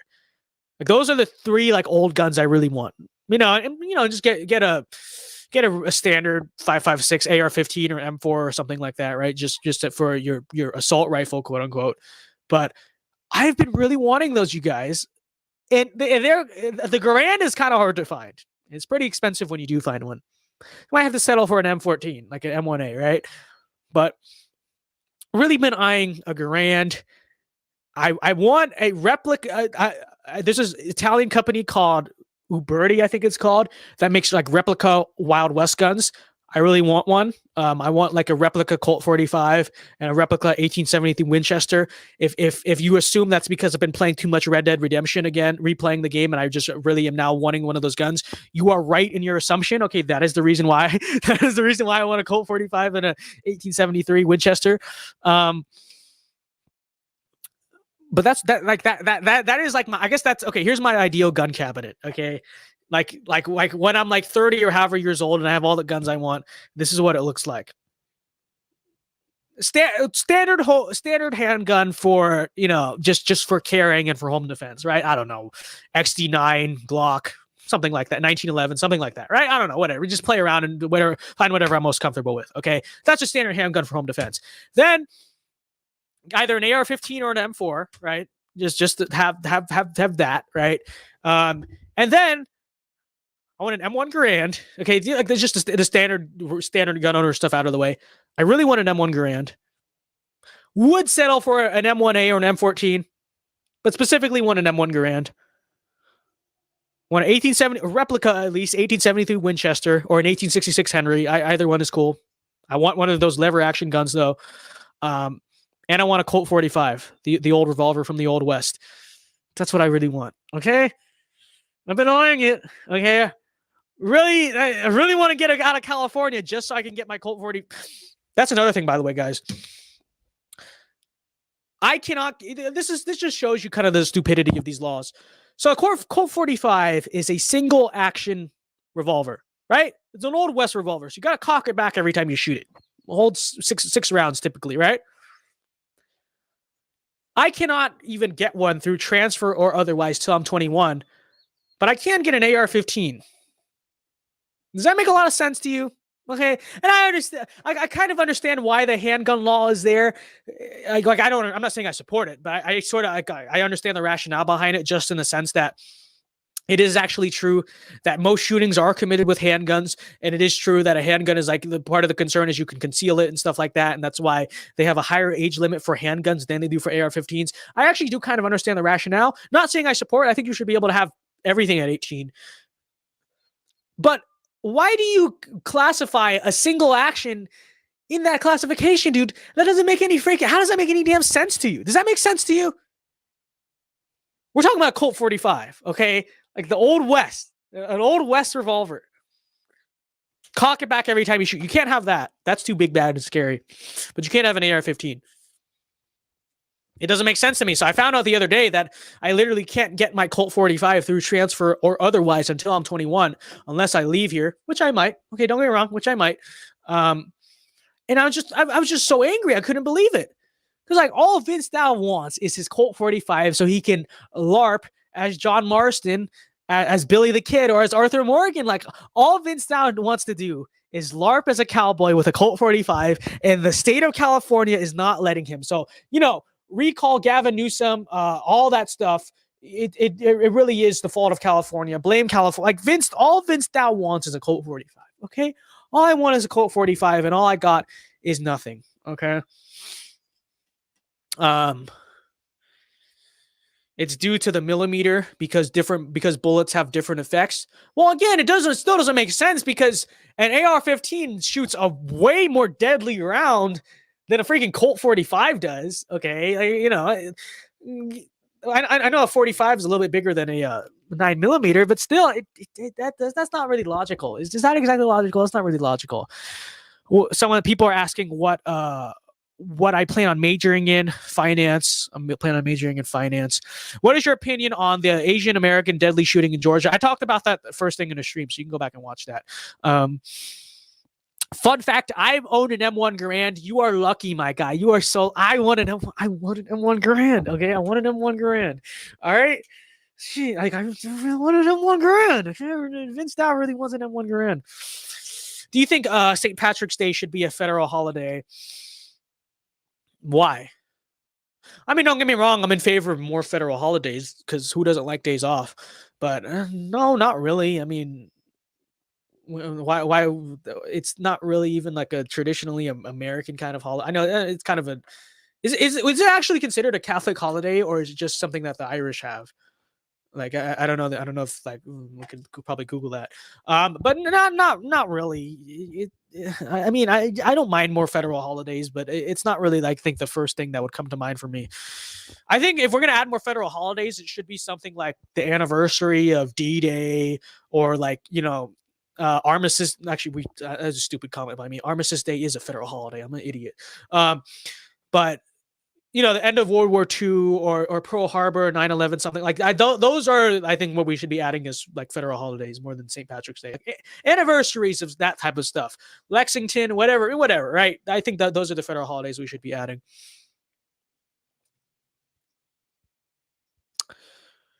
There's no such thing. All bullets have different sounds, capacities, and uses. You don't use a screwdriver for a hammer's job. Sorry, I don't know who he was responding to. Are you responding to me? Okay, but again, I don't know if you were responding to the handgun law, but again, the handgun law doesn't really make sense. Okay, I understand it's because you can conceal it and stuff like that, right? Okay, fine. It's still stupid in my opinion, but fine. But why you gotta punish my Colt 45, man? It's not exactly the best thing to go do a drive-by with or whatever. You have to freaking cock it back every time you shoot it. It's a single action, okay? Seriously, leave my homie the Colt 45 alone. For people who don't know guns and are wondering what it is, if you played Red Dead Redemption, the Colt 45 is the Cattleman revolver, okay? The Cattleman revolver from Red Dead Redemption, same thing. That's what it's based off of, okay? That's all I want, guys, okay? All I want is a Colt 45 and an 1866 Henry or a 1873 Winchester. Just want to have that and be able to LARP, okay? All I want to do is LARP as a cowboy. And here go Democrats not letting me do it. Okay, guys? What the hell's up with this? I'm very sorry for the viewers in the stream that are not into guns, because me and the gun people are just being nerds right now. But again, just so stupid. It's dude, I'm so jealous of anyone who has an M1 Garand. I seriously am so jealous. They're not the easiest things to find out here in California. I'm sure we can get our hands on one. It's probably gonna be. It's probably like $2,000. It's probably not the cheapest thing. They have M1As and M14s everywhere, but it's very hard to find a Garand here. I've never seen one in a gun store, and that sucks. That sucks. Also, most shootings are done by illegal firearms. Yeah, that is absolutely true. Banning guns doesn't stop anything. I myself got a 1911. Not bad, not bad. Vince, are you going to really run for office or stay an influencer? Well, I want to work at, I've said many times, I want to work in the news media. That's what I want to ultimately do. Sorry, I had too much coffee and I have hiccups. I don't know. Like I would consider running for Congress or something for a few years, right? But I don't know. It's not like my main thing. Like it's not like my life goal. Oh, run for office. My life goal is to work in the news media, be a White House press secretary or something like that. I'm fine with that type of stuff. Not my biggest goal to run for office, but it's also not something that I would completely count out. This is all what I see all the time. Like, I don't know. We'll see where life takes me. It's not my goal right now. It is something I would consider doing. Maybe run for Congress, run for president or something. I don't know. Probably wouldn't run for president to win because I wouldn't be nearly established enough, but at least run for president to like change the Republican field a little bit, right? Run for president for the same purposes that sort of Andrew Yang and Tulsi Gabbard had in the Democrat field, which is kind of bring attention to a new wing of the party and sort of get the rest of the party to sort of adapt that. That is sort of a good use for someone like me to run for president one day. I do actually have friends who do want to run for president, and I've already promised to be their White House press secretary if they do. But me personally, it's not really my biggest goal here. Go to Texas Fort Worth gun show. They're loaded with grands. I'm sure they are, but how am I going to get those back to California? This is the freaking problem. They're very hard. They're kind of hard to find here in California. Plenty, like I said, plenty of M1As, plenty of M14s, not a lot of grands. Very hard to find a grand. I'm sure you can order it online, pick it up somewhere. It's not the easiest thing, okay? If I run for Congress, where will I do it? I don't know. Probably just wherever I live. I don't know. Should I be a carpetbagger? Should I be a carpetbagger and go move somewhere and run against someone specifically? I don't know. But it will probably just be where I live. I might go the carpetbagging route, but it's. I think I would only carpetbag if there was literally nobody appealing in that district. But that's probably the answer to your question, to be honest. Probably the answer to your question. Actually, you know what? Speaking of guns, you know what else looks really cool? Like a cool thing to have to me is the PS90. I don't know if you guys know what that is. It basically looks like a alien gun. It's an alien gun. That's what I'll call it. It's an alien gun. Let's see, FN PS90. It is like damn expensive, but man, is it cool. It's this thing. If you play GTA 4, you might know this gun actually. But hold on, share screen. This is something else that it's damn expensive. But it just looks so cool. It's like a freaking alien gun, and it's so weird. Like the magazine or clip or whatever, it's like right here. It's like in the middle of the gun, and it's the weirdest thing I've ever seen. But it looks damn cool. Okay, it looks damn cool, and I've heard it's pretty cool. So that's another thing that Would I vote for Candace Owens for president? Not in the primary. I would vote for her in the general election, yes, but not in the primary. I mean, I would if everyone else in the Republican primary was worse than her, but I don't realistically see that happening. Do you support 3D printing firearms? I've heard mixed things about this. Now, do I support your right to 3D print firearms? Yes. Okay, yes. I am growing increasingly distrustful of our government and really don't think they should be legislating anything with regards to guns. But in terms of actually doing it, I've heard that 3D printed guns don't really work that well. Now, I might be wrong. I don't. That's what I've heard. Maybe it's gotten better because this is something I've heard like 2 years ago and haven't really heard anything about it since. I've heard ghost guns are not the most reliable. Like they basically just fall apart after a few shots, and that's just kind of a waste. But do I think you should be allowed to do it? Yes. Have I heard it's the best? No. So let's see. Peacemakers seem pretty cool. A single action revolver is what I'm considering for my first gun. What else am I going to spend with my stimulus money? Single action revolvers are cool, dude. I've shot one before. It was my grandfather's. Let me look up Peacemaker gun. Is that like a specific thing called a Peacemaker? Okay, it's just a cult. Yeah, it's just a cult. It's the same thing I was talking about. Yeah, I want one. It is so fun. And thank you very much for the $5, by the way. By the way, guys, if you really want to question Red or Red Off, send in your super chats. If you want to support Vince Dow, because his videos always get demonetized and he really doesn't have sponsors, hit us up with the super chats, okay? Hit Vince Dow up with the super chat so he has money to get that M1 grand that he's really been looking for, okay? It would mean a lot to him. You know how much it means to him to have an M1. You want to help Vince Dow get his grand, you can send him some donations. But yeah. DM me on Insta. I can help you with that. Are you talking to me or are you talking to the other people? I don't know. Okay, here's a good question, actually. Here's a legit question. At this point, who should we run, Trump in 2024 or DeSantis? Okay, let me go out and say that Ron DeSantis is more electable than Trump. That could change, obviously. You don't know what the candidates are both going to look like in 2024.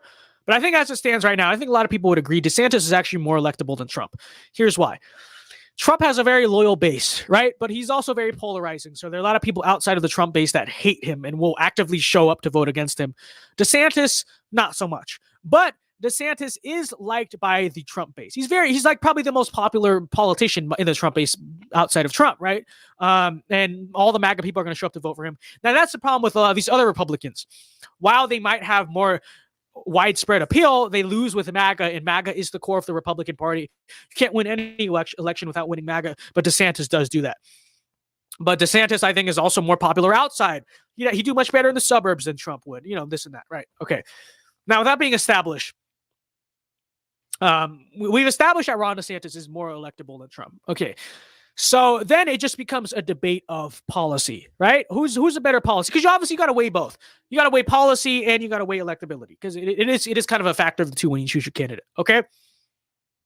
Now, 2016 Trump, I think, I've talked about this many times. 2016 Trump cannot be beaten on like everything. I think 2016 Trump is better than Ron DeSantis. At the same time, Ron DeSantis is not exactly lacking in policy himself. He's been very good on policy. Like I've said many times, Ron DeSantis is a doer. In a Republican Party full of talkers, Ron DeSantis is a doer, especially on the important issues. And so I'm not bashing Ron DeSantis at all. Ron DeSantis is great on policy. Now the thing is, it depends which Trump runs, right? Which Trump we end up getting. Because to be honest, 2020 Trump was a shell of 2016 Trump. Okay?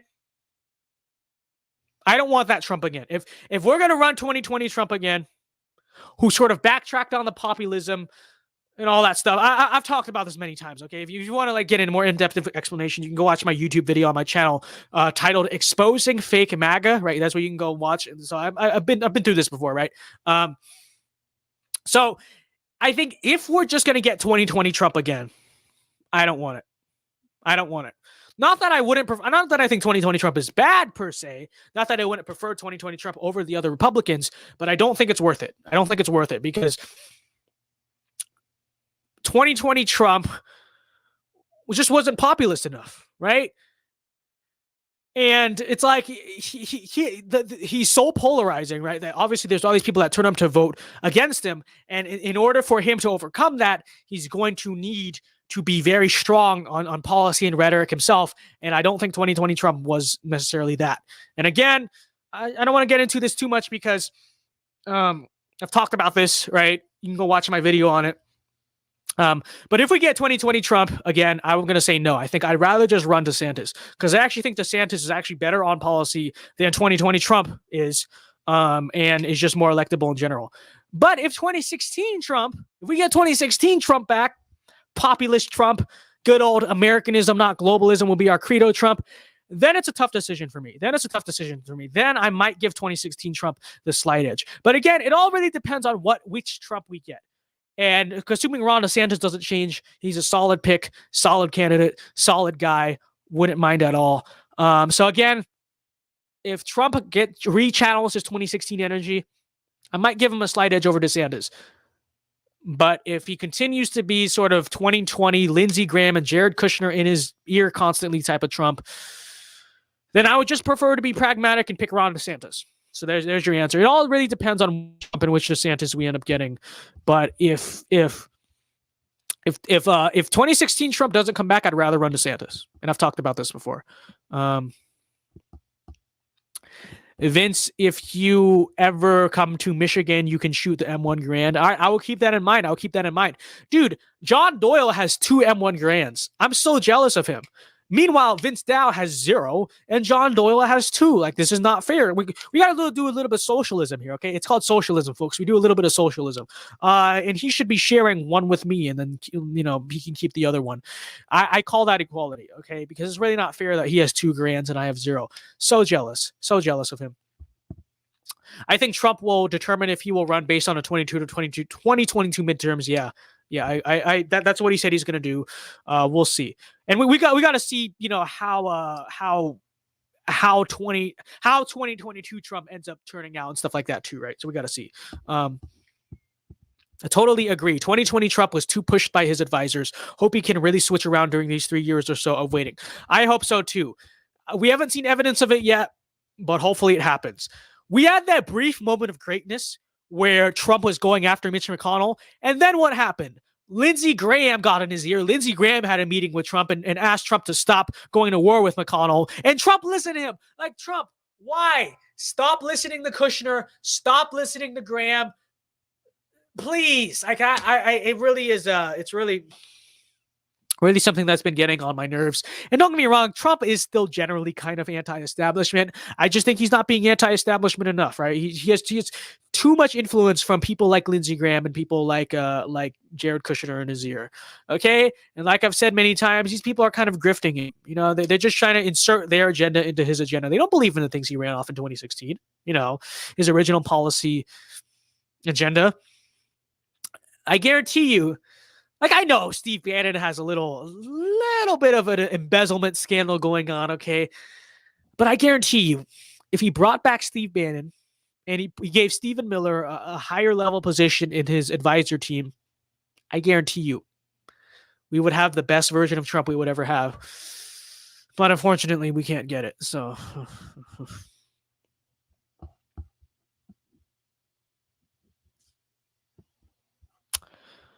Are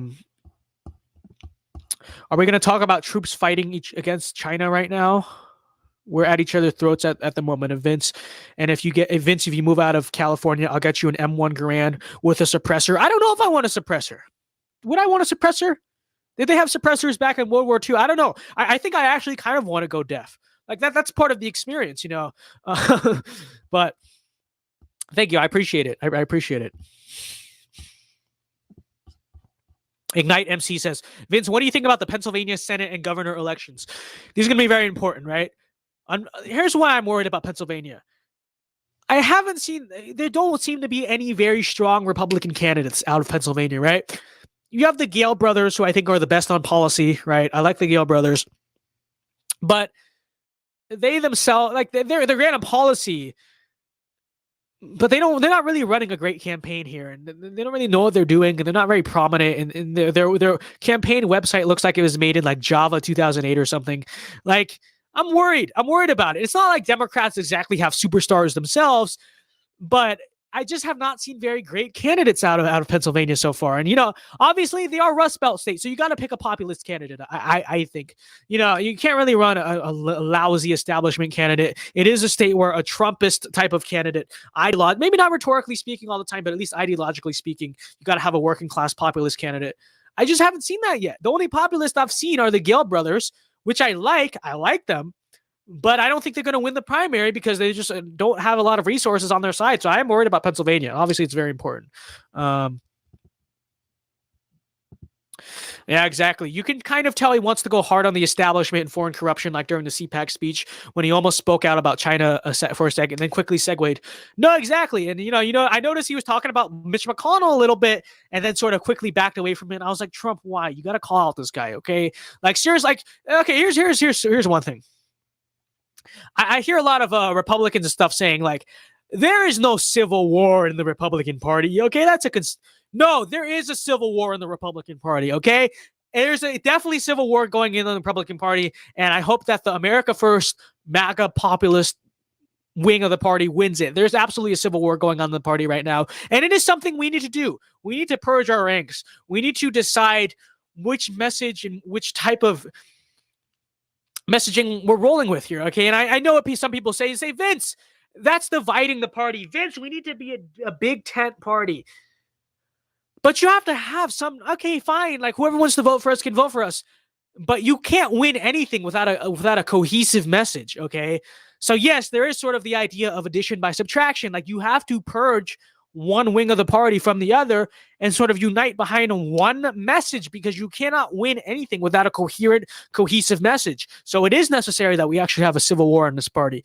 And it is necessary that we decide where we stand as a party, because we can't just sit on the fence. We have to pick one side of the fence or the other. Now, electorally speaking, I obviously think it's a pretty objective fact that the MAGA, America First populist side of the party is the side of the party that needs to win in order for us to win elections. But regardless, can't sit on the fence as a party. This whole Big Ten idea is kind of a lie in the sense that, yeah, whoever wants to vote for us votes for us. But you have to have one type of cohesive message. You have to be a party that stands for something. You can't just be a party where everyone's greatly disorganized. Okay, you got to have some type of united message. And, I want that message to be our message. And I think that message does need to be our message. So there is a civil war in the Republican Party. Don't let anyone tell you otherwise. There is, and we want to win it. Okay, alpha moves only. We want to win it. So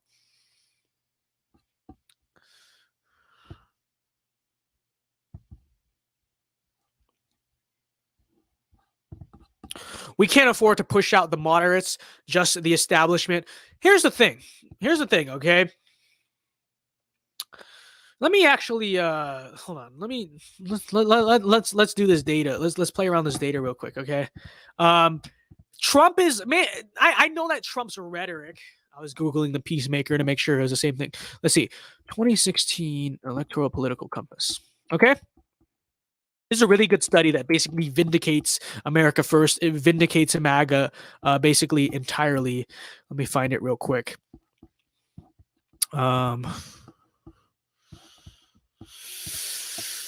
Here we go. Wrong tab. I need to stop sharing that tab and share this tab. Hold on, give me a second. Let me open this up for y'all. All right. Now we're going to screen share to here. Screen share this tab. Okay, here we go. Political divisions in 2016 and beyond. I don't know if they did this for 2020. I guarantee you for 2020, it's basically the same story going on here, okay? But again, for people who say that, I actually think that the establishment type of Republicans, that is actually more polarizing, I think, and more off-putting to the moderates than Trumpism is. Now, maybe I know that Trump's rhetoric and Trump's Twitter is like, yeah, a lot of people don't like that. Fair, okay? But Trumpism, Trump's ideology, is actually very appealing to moderates, right? Because it actually reflects where a huge chunk of America is, which is socially, relatively, generally more leaning socially conservative, right? Not most people in this country are not on board with the radical left and their social cultural agenda, but at the same time, not ghoulishly excited about shilling for big business and just they don't they like but actually like their Medicare and like their Social Security. That's where a pretty big chunk of America is. And let me actually pull up this study from the voter study group to show that to you. And this is a study that I think was done in 2016. I can tell you America's not really changed much since then. This is really the same way. It is a little bit left-wing biased in its reporting, but overall still proves something right. Okay, let me zoom out a little bit so you can hopefully see the whole image here. Can I do that? Zoom. I actually want to get this printed out on a canvas and just pull it up for whenever some type of a establishment types try to argue with me, by the way. Had an argument with one today. She's I'm not going to say her name, but she's kind of a prominent, also another prominent social media influencer. And she kind of got very upset with me for like trying to respectfully dissent with her about this. And I actually use this. I use this as evidence to prove what I was talking about. Okay. Here is the 2016 electorate. Okay. So obviously, as you can assume, the blue represents Hillary Clinton voters. The red represents Trump voters. Now, the up down. So up. The up down. The y-axis is the social axis, right? So up here you have socially conservative. Up here you have socially liberal. Okay. And now, what's interesting about this, and what you might notice, right left is the economic axis. Over here, this is economically liberal, economically left. Here, economically right, economically conservatives. Now, you look at Hillary Clinton voters, and I guarantee you it's the same thing with Trump and Biden voters. Okay, I can guarantee you it's the same thing. Hillary Clinton voters are where you would expect. Liberal, left-wing, liberal on the economic issues, liberal, left-wing on the social issues. Notice something interesting, however, about where most of the Trump voters are, though. Okay? They're not in this top right quadrant. They're actually kind of in the center right here. So as you can see, socially conservative, right? Socially conservative on the social issues, expected. But you notice they're actually kind of in the center on economic issues. They're not really out here. Like you don't like, where is it, right? And I know you hear a lot of people say a lot of the times, your Karlin Borisenko's, the girl we were talking about last week, Kathy Zhu, right? You have conservatives like this who say, well, we got to be economically conservative but socially liberal, right? Just basically libertarians in a sense. But you look at this graph. Where is that? So this is economically conservative, socially liberal. You notice, yeah, there are some libertarian voters. It's hard to see. There are libertarian voters in here, the gold ones. But you notice not a lot of America. Barely any of America is here. People, you might see people on the internet say this, but in real America, you have very few people who are actually like this, where they're supposedly socially liberal, economically conservative. As a matter of fact, you notice that most of the Trump voters, most of the conservatives are actually socially conservative, but economically populist, right? And don't get me wrong, they're still more economically right-wing than the Hillary Clinton voters, and I'm not denying that. But you notice they're not quite as right-wing as you would expect. Again, economic populism. And you notice there's actually a lot of Hillary Clinton voters it's hard to see because it's kind of like concentrated. But first of all, there's a lot of people, but there's actually a lot of Hillary Clinton voters right here in the economically liberal but socially conservative area, far more than there are any type of voters in the socially liberal but economically conservative area. So you notice when you look at this basically vindicates Trump. This vindicates populism. It shows that, and as you can see down here, let's see if we can find it down here. Let me see, where is that in the study right here? Let me see if I can find it. There's another classification that this study does that I think is really telling. I think it's at the bottom right here. Let's see if I can find it. I think it's at the very bottom. Let me see. Or it might be in the last thing I was looking at too. That's also a possibility. Let me see if I can find it. I think it's in the last article actually. So let me see if it's there. But let me try to see if I can find the stat that I'm trying to use to vindicate myself and to vindicate like the original sentiment behind Trumpism as it is. I cannot find it.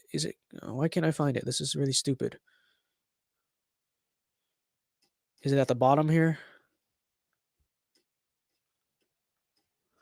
All right, great. I can't find it. Rip myself.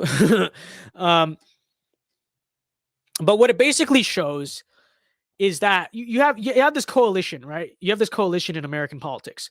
So I let me see if I can. I know I have a screenshot of it on my phone. I forget it was from Voter Study Group or from the other group. Let me check. Oh shoot. Oh, I didn't even see. Bryson Gray sent a $100 super chat. Thank you very much. What's good, Bryson? How are we doing? Bryson Gray is in chat. Very cool. Very cool. Thank you very much. I didn't even know Bryson Gray was subscribed to me. Okay.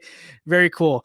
Thank you, Bryson, for the chat. Hope you're doing well. Okay. Hope you're doing well. Hope the feds aren't after you quite yet. Okay. Hope you're doing well. What's up, Bryson? How you doing? Hope you have a good day. But no, seriously. You look at, and this is something Bryson might actually be able to attest to, okay? When you break down the numbers in America, I think they say that it's like 44%. identify as liberal. Liberal means economically and socially left. Okay. Only 22% identify as conservative. And by conservative, we basically mean that as being it's a loose definition of conservative, but what they basically mean by conservative, quote unquote, is economically and socially conservative. So obviously it's like liberals double outnumber those people, but then you have like 28% that identify as populist. Populist meaning more economically liberal or economically center and socially conservative, right? And this vindicates Trumpism. This vindicates Trump and the original ideas of 2016 Trump in that sort of sentiment, right? Which is that if the Republican Party, my battery, hold on, my camera died. Let me change out the battery. So I've frozen real quick. I'll be right back. But I can't keep talking though.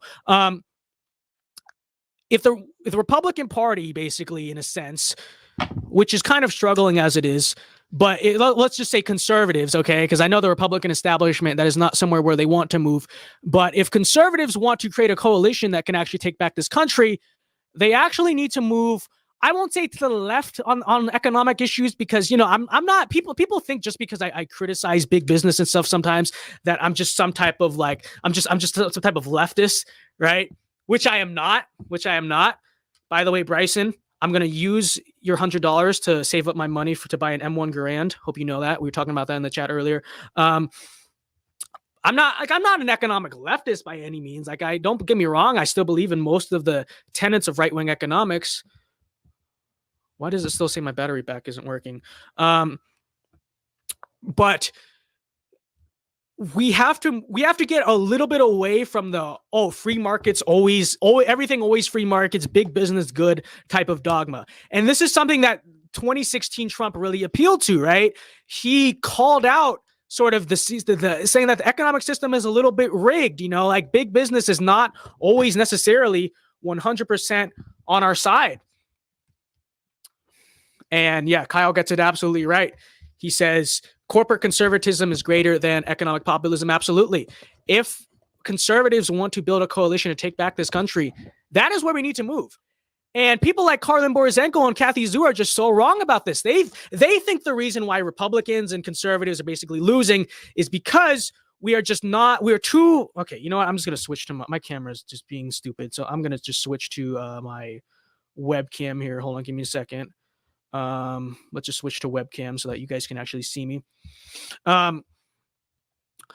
People like this are saying, well, the problem with conservatives and with Republicans is that they're too socially conservative. And what we need to be doing is we need to keep our economic values, but move to the socially liberal side. And we need to just like but maybe on the surface that might make sense to some people, but when you look at these numbers, you look at this graph, it's just not true, folks. It's just not true. The problem with Republicans and conservatives is not in any way that they're too socially conservative or whatever. If anything, the problem is either A, that they're not socially conservative enough, or B, if you want to just say the social conservatism is good, let's just say like, oh, it's good enough.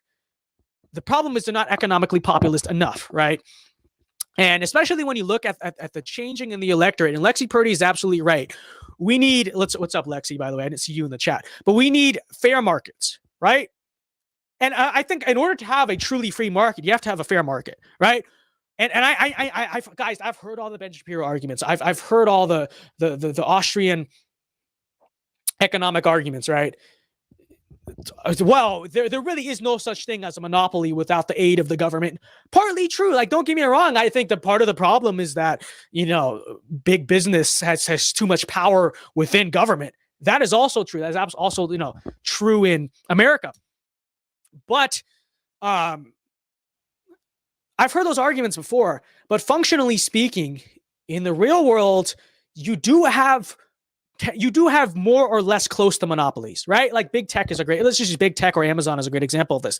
And again, it's like what they do generally what they contribute to the economy is usually a net good, but that does not mean that we have to be absolutely loyal to them and that we shouldn't be regulating these companies or breaking up these companies, trust busting these companies when they become destructive to the market. And the easiest example, before I get conservatives usually to go fully on the like, okay, let's go after Amazon type of, thinking, I usually start by just pointing out big tech as the textbook example for this, right?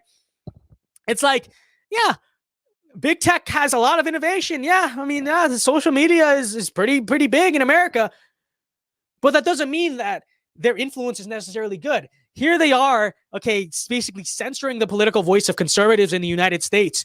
And what do people say? It's a private business. Well, technically, Vince, they're not monopolies because you can technically go start your own service and then there's no legislation stopping from you. Okay, maybe technically in a sense that's true, but we all know that a company like Parler is never going to have the same influence anytime soon as something like Twitter. And especially when you consider the fact, people always say, well, Vince, if you hate it so much, why don't you just go start your own social media company? Oh, yeah? Okay.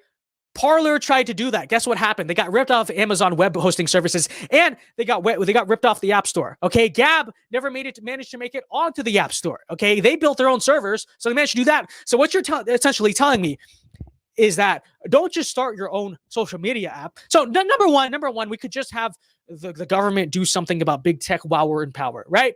Which I think is perfectly fine. I don't worship the free market or whatever the hell you want to call it, as if it's even a free market to begin with. Okay, but I don't worship the so-called free market. But we can either do that, or you could tell me to start my own social media company, which doesn't just mean go make your own app. It means you have to build your own web hosting services. Okay, you have to build your own servers. And then in order to be able to access as an app, you have to jailbreak your phone or build your own phone and sell your own type of phone. And then finally, when you have all that done, then you can go build your app. That is ridiculous. Okay, that is ridiculous. We all know, okay, as much as the Heritage Foundation or whoever wants to pretend like it is not a fair market. These tech companies do it more or less for monopolies, and they're not using that monopolistic power for good. Okay? And if we want to go Teddy Roosevelt by saying, oh, some monopolies are good, some monopolies are bad, it's really a case-by-case basis. It is pretty clear that the big tech monopolies are not doing good. Okay? They are bad monopolies. Break them up. And I don't see why this is really even such a debate. Break them up, regulate them, whatever you want to do. But the bottom line is this. I don't worship this sort of free market ideology. For me, the market and capitalism is simply a means to an end. Okay? It's a means to an end. So where it's good for our society and where it benefits our country, we use it. Okay? We use it. And we let it benefit society. But where it's bad, again, where it's a detriment to society, then we break it up or we regulate it. Like, it's not that complicated, guys. That's basically the basis of right-wing economic populism. I don't understand why some people think that it's somehow immoral to ever regulate the market. Like, you actually regulate the market all the time. So it's just like,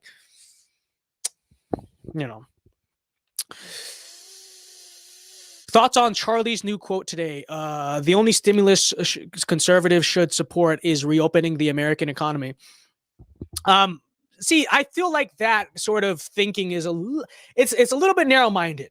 Now, it is definitely true that like the stimulus we really need is to be reopening the economy, right? Like, no one disagrees with that. And that's the number one way you're going to save this economy, because you can't just use the government. You can't just spend and hope it's going to re-stimulate itself if you don't open the economy. But I also think that, we are in sort of this hard situation because we do have a lot of Americans out there. It's not their fault that California locked down their business and locked down their restaurant. It's not that's not their fault. So what do you do about those people? What do you do? That you just tell them and say, well, listen, I know you're in poverty and I know you don't have a job, but that's because California didn't open their economy. And it's like, okay, yeah, no one is saying California should have closed their economy. Not like we get it. We know the best stimulus is a job. That is true. But what are you supposed to do? Like the federal government has two choices here. Either number one, they can try to nullify or override the lockdowns that a lot of these states have put in place, right? How constitutional is that? It kind of violates the Commerce Clause or whatever. Okay, fine. So if that's not an option, then number two, I think the federal government's role in this is they do have to be kind of compassionate in this, in the sense that the federal government has to understand that it is not the fault of a lot of these people that they can't find a job because Democrat states chose to lock down their economy. Now, I also think that the federal government should be putting pressure on these states, and I guess this is where I kind of agree with Charlie, right?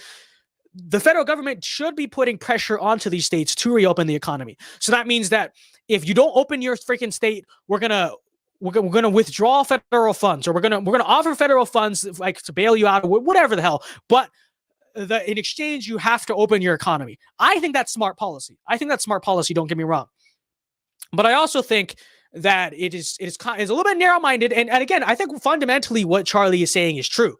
The best thing you can do for people is to give them back their jobs, not give them a $1,400 stimulus check or whatever.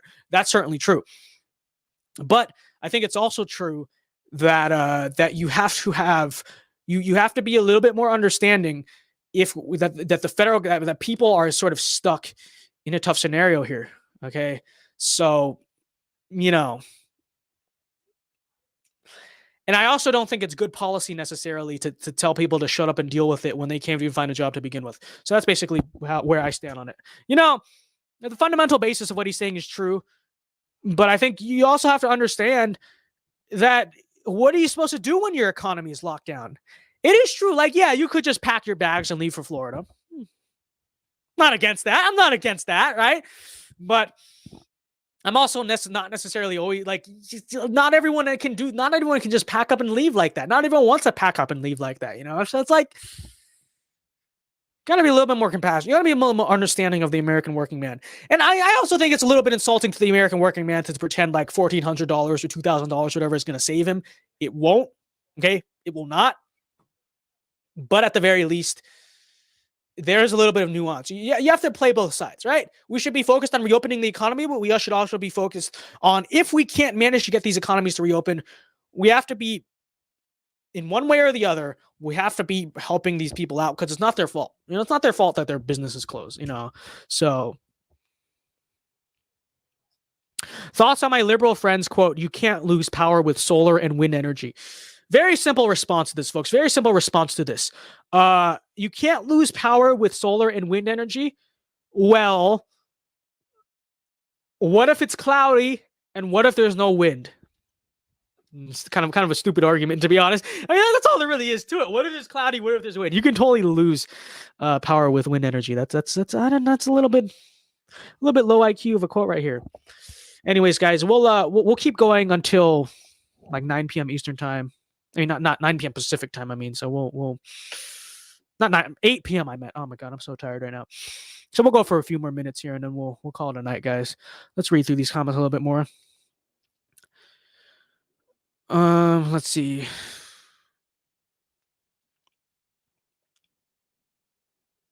We should look. I love you guys. Okay, I love you guys. All right, listen. When I started talking about populism, I honestly didn't know where a lot of you guys would be, because I know I have a lot of followers who are like Ben Shapiro fans. They like the whole economic conservatism. Honestly, it's a phase. Okay, let me tell you the course that basically every single conservative takes. Initially, they'll get red pilled by whoever, Ben Shapiro, Candace Owens, I don't know, whoever it is, right? Then but everyone always seems to go through their Ben Shapiro phase, where they really like the markets. And they're all about free markets, and they'll read Milton Friedman's books and, Thomas Sowell and all that stuff. Right. And then once they finish up their libertarian phase, and I went through that phase once too. Okay. You can go back and watch my content from, I didn't have this YouTube channel yet, but you can watch my Instagram content from 2018, 2019. You can see when I was in that phase, it was pretty obvious. I was pretty obvious when I was in my libertarian phase. Right. Then people kind of start to realize that in order to preserve freedom and kind of the idea of small government, you have to actually regulate society and ensure that society is just and moral and promote families and promote a healthy working and middle class. And that's sort of when people take the Tucker pill or the Doyle pill or just the general populist pill in general. And that is kind of the phase that every conservative seems to take. And I know I have my Ben Shapiro people, my Ted Cruz people, but it seems like a lot of you guys are becoming red pill too, which is a good sign. Okay. Which is a good sign, because it tells you where the heart of conservatism is. And all I'm going to say is it would help a lot of, establishment conservative organizations, if they kind of woke up to this. I know what the donors believe. Okay, I know all about the donors. Don't get me wrong. But you got to know where the base is, okay? And the base is increasingly trending in this direction. It's really only a matter of I'm going to say this for the millionth time. We're not magically transforming into like a bunch of leftists here, okay? Like we like lower taxes. We like deregulation usually. Don't get me wrong. But we just realize that there's a little bit more nuance to this stuff, okay? We realize that big business in corporate America, like that, there's nothing conservative about letting them basically destroy the social fabric of society. There's nothing conservative about it. There's nothing conservative about letting. What are you conserving if you're going to say it's okay for big corporations to hollow out middle America? What is so conservative about saying you think it's a good thing for corporations to literally offer to freeze the eggs of their female employees so that they do not have children because they don't want you to have children, they don't want you to get married, they don't want you to start families, they want your only loyalty to be the corporation? What are you conserving if you think that's okay? What are you conserving if you think it's okay to export all of our jobs to China? What are you conserving if you think it's okay for basically the entire American workforce to be put out of a job and replaced with some cheap H-1B visas and foreign nationals? What are you conserving? Nothing. You're not conserving anything, okay? I don't care what you even define a conservative to be. Really, I really don't see how any idea of yourself being conservative, how you could consider yourself to be a conservative. Like, it's... What are you conserving if not America, the American nation, and the health of American society? It seems pretty basic to me, okay? Like, we can disagree on the solutions to small things, but I fundamentally think it is anti-conservative to say that the destruction of any of those things are good, okay? And Thomas Sowell is very epic. I think Thomas Sowell is a great thinker. You know, I don't get me like I don't hate him or anything. All I'm saying is, and I know Thomas was a little bit more actually socially conservative. I think, you know, I don't know. I don't know much about him. All I know is his basic economics book, basically, and that's it. But what I will say is that globalization, globalism, which is the end goal of the free market, by the way, that is the end goal of the free market. You know, and trade with other countries helps us. Don't get me wrong, you know, but hollowing just the true expansion of it, like the ultimate end goal of it, that is not going to be good for America or the American nation. I don't care how much the GDP increases. I don't care how much the price of cheap, you know, plastic crap from Mexico and China and whatever, you know, how much cheaper it is to get goods. It will not be healthy for American society. Okay. I don't think economic growth is everything. It is very important, but it is not everything. Okay. So we'll talk about this more sometimes. I think I'll make a second video sometime talking about like the populism more. There are people who get red pilled into venture pure and then turn into socialists. Yeah, they have that too. They have that too.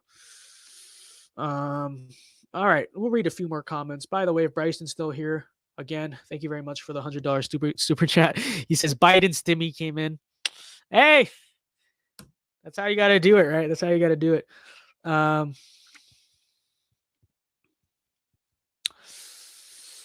If you had to pick a leader, would you pick Doyle or Fuentes? Doyle is a lot more optical than Fuentes. That's what I will say.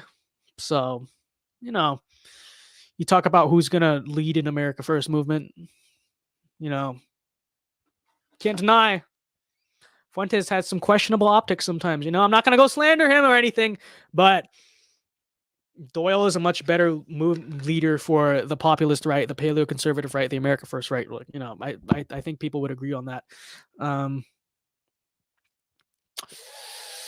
Sometimes I simplify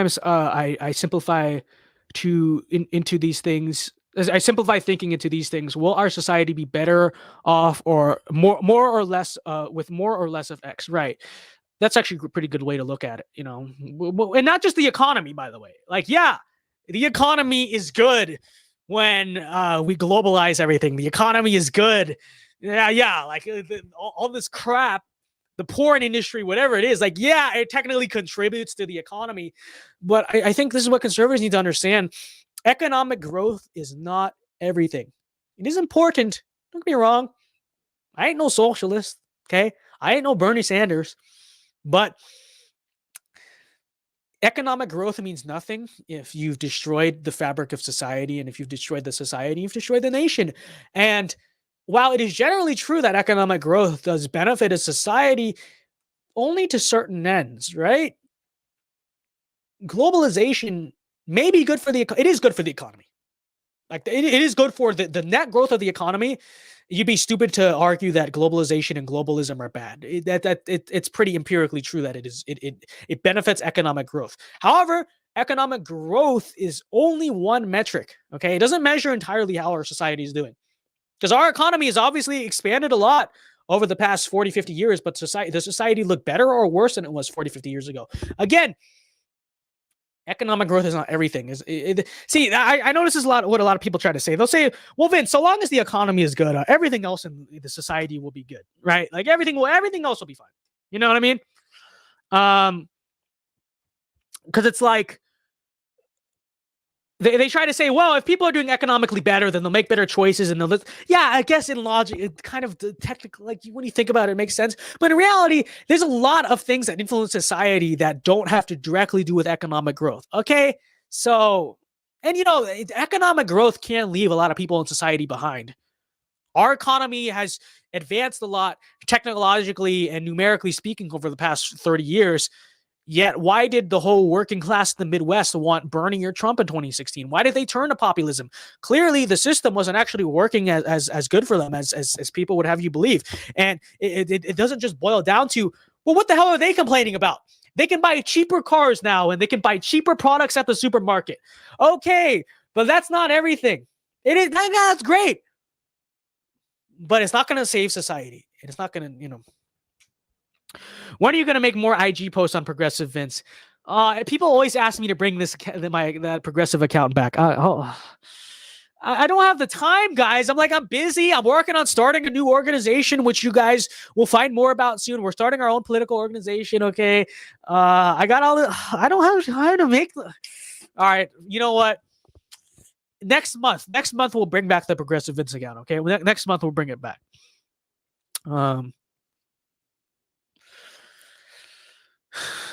I'm similar. I try to simplify it into, will my family be better off or worse with X? So true. So true. This is the perfect way to look at it. Okay. Will my family and will the families in general of America be better off? That is the best way to measure society. How are the families doing? And I think that's why you do have this paradox in America, right? Where economically speaking, Americans, like obviously before COVID, but economically speaking, America was doing pretty well over the last few decades. But something that never felt right, and people were just growing increasingly discontent with the system. You know why? Is because while economically we were doing well, our families were not. Our families were falling apart. Our families were collapsing. Our families are still collapsing, right? Bobcast sends me $2. It says, it isn't much, but go get that M1 Garand. Thank you, sir. Thank you, sir. I will be sure to do that. Okay. Thank you, sir. All right. We're so Bryson said 100, sent in like 5. So we have $109. Well, actually, YouTube taxes you at like 3% or something. So we have $70 for the M1 Garand, folks. Okay, it's a start. We have it's like 1/20th. Hey, you get 1/20th after 20 streams. We have enough for the Grand. So it's a start, ladies and gentlemen. It's a start. But no, seriously, the reason why society has been slowly eroding, it feels like, even though our economy overall over the past few decades has been getting better and better, stronger and stronger, is because the families have not been doing well. If you don't have strong families, everything else in society sucks. And I don't care how much cheaper you can get your iPhone for or any of this other stuff. It's just not going to, society is reliant on the strength of families. Okay. And it's very telling that people who want to tear down society and tear apart American society want to destroy the family. It's no coincidence. There's a reason for that. But anyways, guys,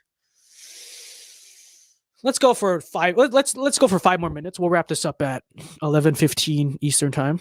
So let's see what else we got going on here. Why are there so many dorky, neckbeard, basement-dwelling anime fan incels that love Trump? Is this really true? Like I know there's some, but I think generally speaking, the neck bearded incels generally support the left more than they support the right. Um, I think I don't think that's generally true. Okay, I think as a majority, the basement dwelling demographic supports the far left than the MAGA right. However, I do acknowledge that what you're talking about, that there are some, and let me tell you, I think the reason for that is circles back to the idea of a sigma male.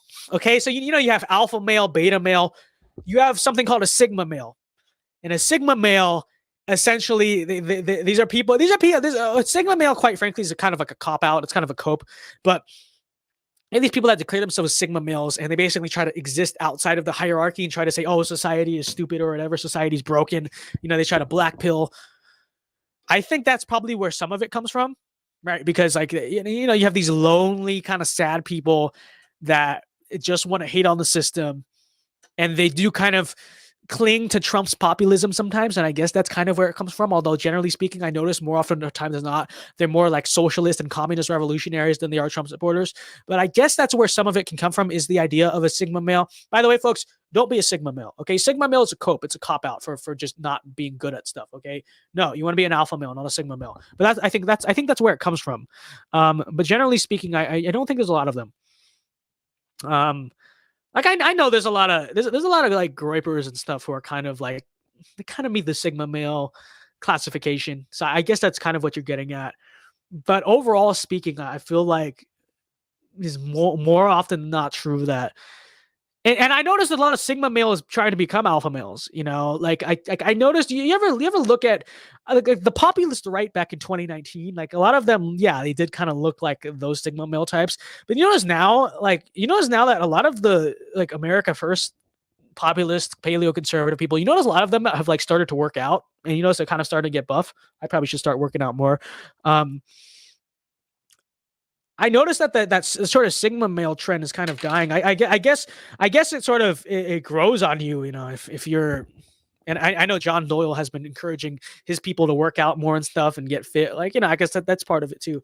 But overall, I noticed the sigma male Trump supporting base is dying. They're either leaving for the left or they're turning themselves into alpha males. Either way, it's a good thing. How do you think we will form a winning coalition with both MAGA and moderates? We're ending the stream in 2 minutes, so I'm not gonna get into this too much. But here, let me show you. Let me go on my channel real quick. I'm gonna show you the videos to watch that basically explain this. There are anime fans that support Trump, plus porn should be not be parents, especially. Porn should not, plus government. Oh, plus government should not be parents, especially on the porn issue. Wrong. Okay, listen, I'm not gonna get into it.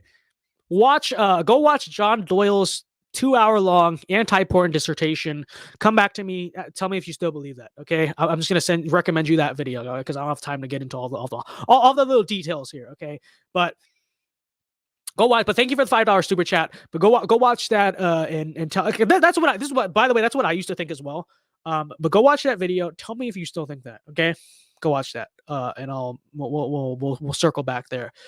Okay, real quick though, for my guy who was saying, what question was it? How do we form a winning coalition between MAGA and moderates? Okay, let me show you the videos to watch on my channel, because I have a lot of videos basically explaining this. But here, let me show you. Okay, so basically. All right, so here you have this video right here. Vince Dow destroys liberal Republicans. This is me basically debunking everything that Carlin Borozenko says. And so this is a good video to watch because it basically tells you, I explain a lot in this video how you actually expand the tent and how you effectively expand the MAGA coalition. You don't do it by just becoming more socially liberal or whatever. Like, that's not how it works. And this actually talks a lot about how, what groups you need to win, how especially Hispanics should be our target group, not blacks, not LGBT, whatever. That should be our target group. This is one video to watch. There's also this video right here exposing fake MAGA. It basically talks about the true meaning of what it means to be MAGA. And well, I guess this video kind of defines what MAGA is. This video right here explains how MAGA actually can expand. And it doesn't expand by becoming more liberal. Okay. If Bryson's still in chat, he'll be very happy with me saying that. But that's another thing. Okay. So there's these two videos on my channel right here. But there's also this video. Let me see if I can find it here. It's here, this one right here. Sound of Down number 8. How to actually save America. Okay, so this gives basically a step-by-step guide on how we can expand the coalition and save the country. So those are the 3 videos I'd recommend. This video right here, How to Actually Save America, Exposing Fake MAGA, and Vince Dow Destroys Liberal Republican. That basically will give you the answer, because it's kind of complex, so I didn't want to give it all at the end of the stream. But anyways, guys, that'll wrap up this stream. Thank you very much for those of you guys who tuned in. We'll start wrapping it up here.